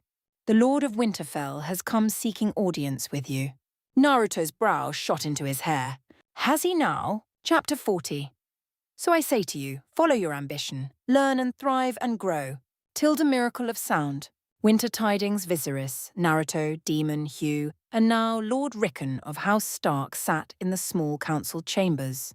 Naruto, for his part, regarded the newcomer intently. Lord Stark stood stoically before the foot of the table, the massive Valyrian steel blade ice strapped to his back as he awaited their response. He was an impressive specimen of a man, old and weathered perhaps, but still a man of the North all the same. Uncomfortable this far in the south, perhaps, but despite his age, he'd made the journey all the same. Viserys cleared his throat as he looked to Lord Rickon while raising his chin towards him. I assume that the Warden of the North has a very good explanation for showing up unannounced to my castle. Lord Stark nodded. I do, Majesty. And while many would not believe my reasonings for being here, they are nonetheless true. And what exactly are those reasons? Demon asked, eyes narrowing as he gazed upon the Stark Lord. Rickon crossed his arms. To be entirely honest, I am in dire need of aid. Naruto quirked a blonde brow. The king gestured for him to continue. Lord Star bowed his head briefly in thanks and did just that. I require the Lord of the Bloodstones to come help me save those beyond the vast reaches of the wall. For far too long the world has been divided, and it is high time that we come together as a realm in order to prevent its inevitable destruction from something far more dangerous than the petty squabbles that many of the current lords obsess over. Naruto was somewhat surprised and said as much. But why would you need me to come help you bring those beyond the wall down to the south? Wouldn't those people simply be causing trouble for everyone down here? Lord Rickon turned to him and seemed to wrestle with something before he inhaled deeply. My lord, while it is true that such issues would inevitably arise, the disputes that would come are nothing if not minor to the overall danger of what comes after them. Duty is a sacrifice. It eclipses all things, even blood. All men of honor must pay its price. The North owes a great duty to the Seven Kingdoms, one older than any oath. He thumped a fist against his chest for emphasis. Since the days of the first men, we have stood as guardians against the cold and the dark. Through its long tradition, the Night's Watch has cultivated its strength from doomed men who had their life as their only possession. Naruto nodded silently. The man had made a very valid point. However, Demon beat him to the punch. Men who make such oaths do not make them lightly. I assume that there is more to supposedly this dire situation? He questioned the Stark Lord. Lord Stark nodded. Indeed, as you have surmised, there is far more at stake. Before his surrender to the Conqueror, my ancestor, Torahen Stark, began a tradition by making an offering at the onset of winter. 1 in 10 men from our household, and the same number from Kof men remaining subservient houses sworn to us, was to be chosen to fortify the watch, and not once since this offering of our men began on that day has House Stark failed to uphold it. This is not a sentence, but an honor, a duty embraced by all who serve the North, even by mine own kin. The North must stand ready. Winter is coming, he stated. Demon and Viserys shared a look, while Hugh simply sat in silence. Something bigger was going on, but he could not understand what it was. Naruto crossed his arms. And just how many, pray tell people, is it that I am helping you try and save? Lord Stark shook his head. It's no small amount, I assure, but you help me do this, and the North will honor its debt in a way that shall go down in history as the unpaid debt. Help me in my quest, and my sons in the future shall squire any sons of yours and their sons after them, until such a time when honor demands we stop. It was a tempting offer, but he sensed there was more at play here, more than had been spoken, more than he was being told. Naruto turned to Viserys. Could you guys give us the room for a moment, please? Much to his surprise, Viserys nodded his head and rose from the table, motioning to his brother and Hugh to follow him. We shall let you discuss this joint quest. I believe we can settle such matters that require our own attentions for the time being. Thus speaking, he and his kin quickly yet quietly departed the room, where the door silently closed behind them. Naruto exhaled into the silence that followed. Right, time to put on his best lord face. Gods, but he hated doing this. Sitting up a tad straighter, he looked Rickon Stark square in the eye. Lord Stark, it is no simple matter that you come at such a momentous occasion. What with the Queen birthing her newest child, as well as my own wife having our son, and the King's cousin also having his child each on the same day. Judging by the elder lord's startled visage, he had not, in fact, known of this. Good point in his favour. That said, I need to know before I accept or deny this request just who and what amount of people it is that I am trying to help, and the main reason as to why. He let the challenge go unspoken. Rickon was silent for a long moment. As he looked on, the man's back almost seemed to bow beneath some terrible burden. At length, however, he rallied. I am trying to save the world of man from something far greater than mere wars. I am trying to save those who we as a people abandoned." He sighed. "It's no secret among my house that I wish to embark on a journey north of our borders and help bring the many wildlings that inhabit those lands down here to live happily, freely, safely. It more than the masses. It's those innocent lives that we ignore and silence that require us, as men, as fathers, as rulers, to show that they have not been left behind."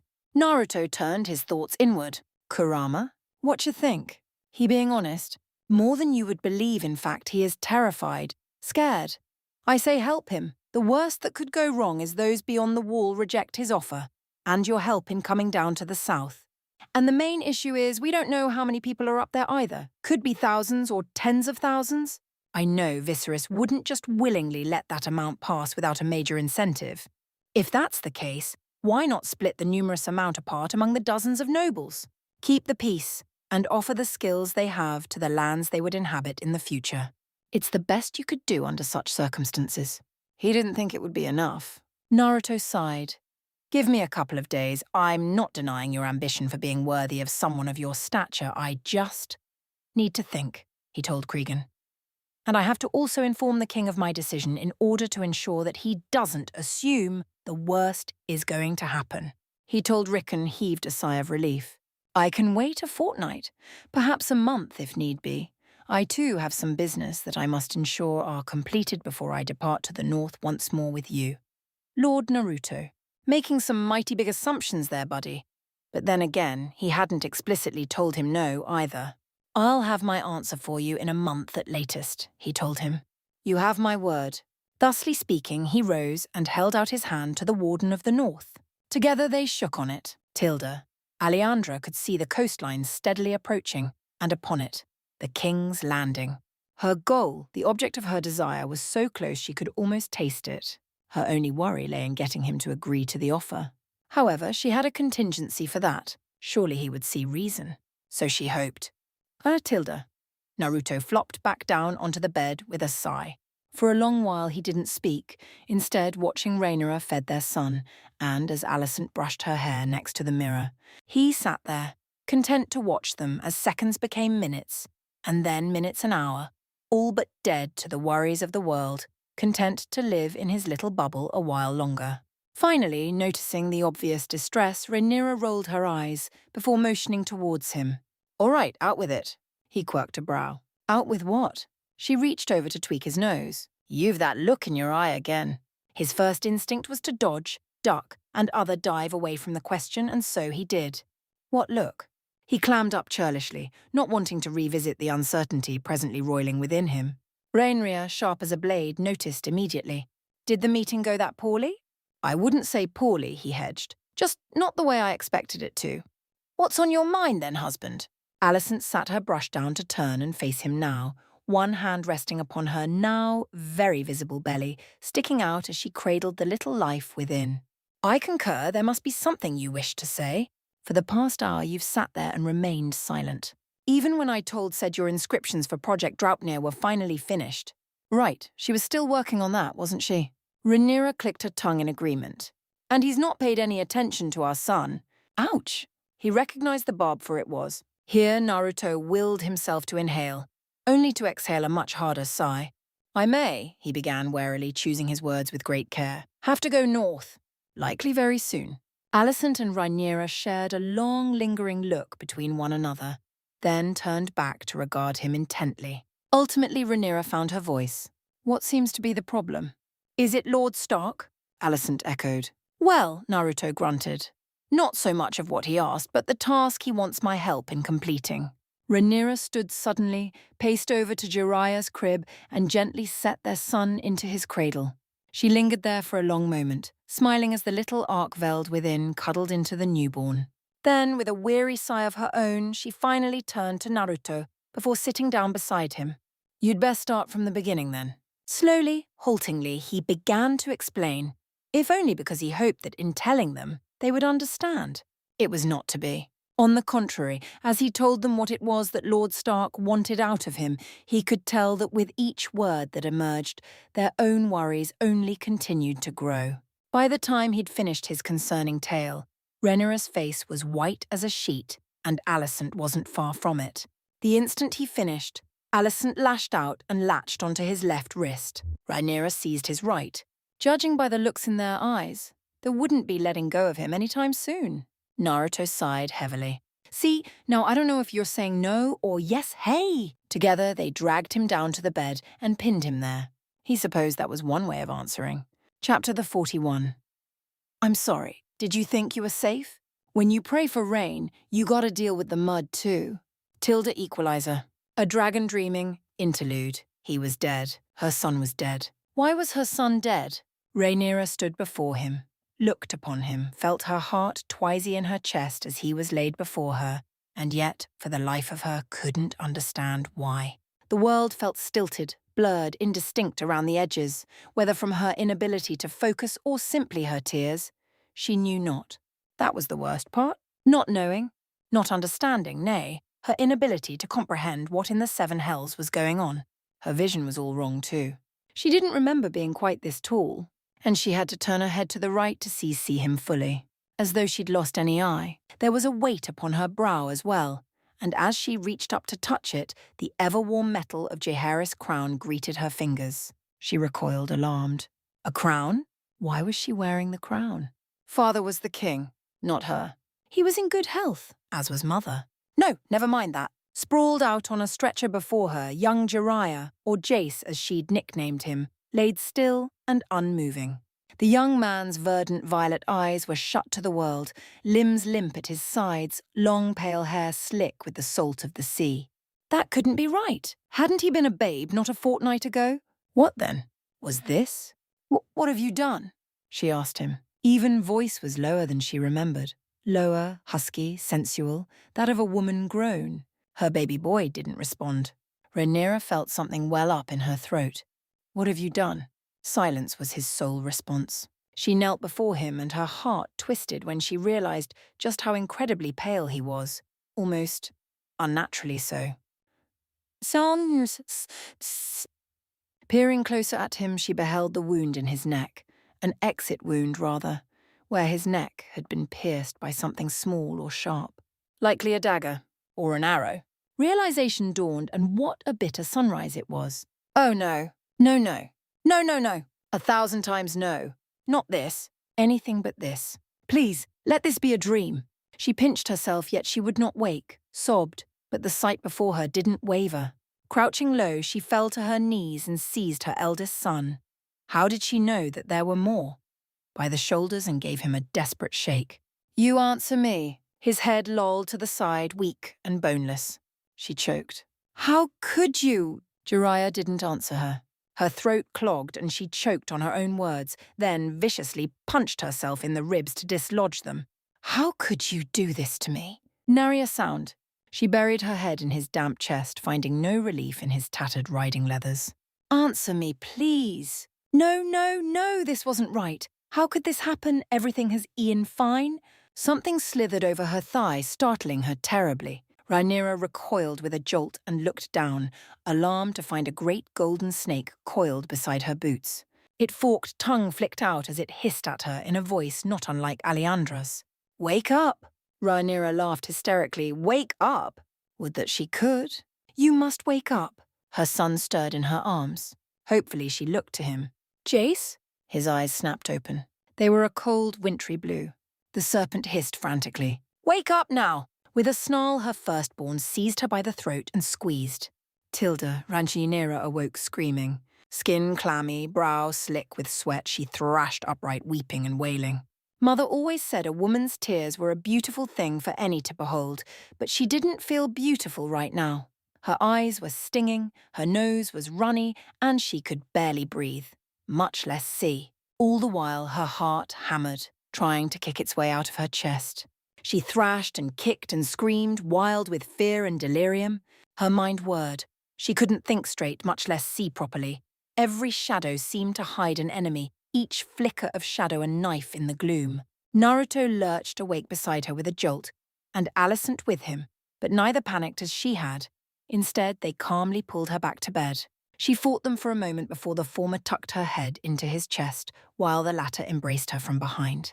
Together they wrapped her in their arms until her spasms ceased. She couldn't calm down. She wanted to calm down. She needed to calm down. "You're all right?" It was Alicent who spoke first, whispering sweet nothings into her ear. It was just another dream. A terrible, horrible dream. Naruto, for his part, said nothing at all, but rather planted a gentle kiss upon her forehead and held her until she calmed herself. Gradually her senses returned to her. She was her younger self once more, not that miserable, misbegotten woman weeping over a dead son that had not yet come to pass. Or had it? Didn't those dragon dreams sometimes come true? They still had countless enemies, many of whom even now lurked in the dark, watching, waiting to strike. Had she not dreamed of being devoured by a golden dragon? Even if that had yet to come to pass. And her son? No!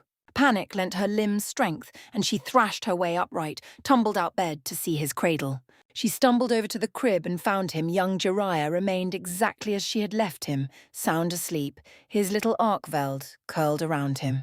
As she looked on, the former opened his eyes for a moment, not blue at all, yawned, then rolled over and tucked himself against the pale worm before falling asleep once more.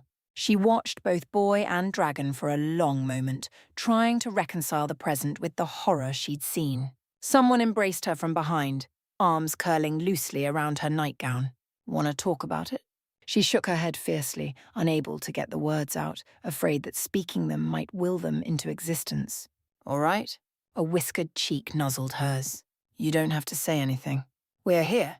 Rhaenyra released a breath she hadn't truly realized she'd been holding and leaned back into Naruto with a sigh, pressing the entirety of herself against him for a long moment, reveling in the sound of his heartbeat against her ear, letting the steady beat chase all her fears away. It brought some semblance of calm to her. Said calm warped into desire as Alicent stepped in from the side, took a hold of her left hand and guided it between her breasts. She held it there for a long, ponderous moment before moving it to the swell of her belly and the yet unborn child within. She felt her child kick in response, as though it knew her already. "Come back to bed, love." Rhaenyra faltered, still full of fear. "I shouldn't." Naruto looped an arm around her waist and kissed her neck, and while she was distracted, Alicent somehow got a hold of her gown and removed it, leaving her body bare against what was to come. Delicate fingertips ghosted over her still swollen breasts and prompted a rare gasp from her as desire sparked into lust. Her heartbeat began to quicken further still as her sister wife delved lower, lips trailing across her stomach, then lower still, then lower, yet lower still. Oh my, but that felt very nice indeed. Her legs buckled and she nearly fell to her knees on the spot. It was only her own stubbornness that kept her standing. With her free hand, Rhaenyra reached up to cup Naruto's cheek, then used her grip as leverage to drag his face down to hers. Their lips met, but not for long. He drew back, swept her clean off her feet, then subsequently carried her back to bed as though she weighed no more than a feather. In an instant, she landed amidst the pillows, scarcely given time to catch her breath. Perhaps that was for the best. Naruto and Alicent descended upon her with gusto, and she thought no more of the horror. Or was it a vision she'd glimpsed tonight? She let them have their way with her and submitted to them, just this once, if only to keep her mind occupied. It worked. She did not dream again that night. Her womb would soon quicken again. Tilda, a hooded figure, stared up at the Red Keep from below. It was an impressive fortress, all things considered. Her walls were thick, her fortifications sound, her defences near impregnable. Aegon the Conqueror had certainly crafted his home well. One could appreciate that much, if nothing else. The sheer work that had gone into this fortress must have taken years, if not outright decades to complete. No army could hope to reach the keep without taking horrific losses. But then again, was he not an army unto himself? Poetic. He was getting old. It would be the work of an instant for him to scale the cliffs and slip inside, find his target, and be away. He could even kill the king, if he so chose. Such havoc he could wreak. Perhaps he would take a look at this iron throne he had heard so much about before all was said and done. A throne of swords certainly sounded interesting enough. Mayhaps he might even deign to sit upon it. But no, not tonight. He had what he'd come here for. Really, this bit of sightseeing was just him being selfish. Hefting his prize, one of 3, he considered his trophy intently. What he held in his hand now was worth his weight in gold. A king's ransom, some might say. The large dragon egg was a deep cobalt blue, almost black in coloration, rimmed with hints of amber. He had no doubt that he could make this one at least hatch in the fullness of time. As to what he would do with the other 2, well, he had yet to decide. Tucking his treasure into his satchel, he tutted softly. "You didn't even notice me, did you? Too distracted by your happy little family." A stray sea breeze tugged at his cowl, and with a scowl he wrestled it back into place lest someone see his face. Lifting his gaze, he looked into the nights clouds were rolling in from the sea threatening rain. And when the rain came, so too did the mud. "Have you enjoyed yourself, Naruto?" he wondered aloud. "Did you cherish your time in the sun?" The night had no answers for him. She never did. It was rather tempting to interrupt him here and now to storm in and cause chaos, if only to see the look on his face. But no, the moment wasn't ripe. However vulnerable he might appear at the moment, he knew it to be a ruse. The last Uzumaki hadn't lowered his guard. Not truly, he seldom did these days. But he would eventually. And when he did, when he was most vulnerable, then, and only then would he strike. It was only fair, after all he'd taken from him. Turnabout, as they say, is fair play. That said, the Princess Rhaenyra, that little dragon dreamer of his, she saw things she shouldn't be seeing. Perhaps she might have seen him. If so, she might be a bother. Might have to die first, really. If she caught wind of what he was doing, then all his schemes would be unravelled. And he just couldn't have that. A shame, really. In another life, they would have gotten along. He would grant Uzumaki this one last night's sleep as a courtesy before the game began. If only because he knew the whiskered warrior would grant him the same. Even now, he had his own twisted sense of honour. It wouldn't be any fun if everything ended now. After a moment's pause, he chuckled and walked away. "See you soon."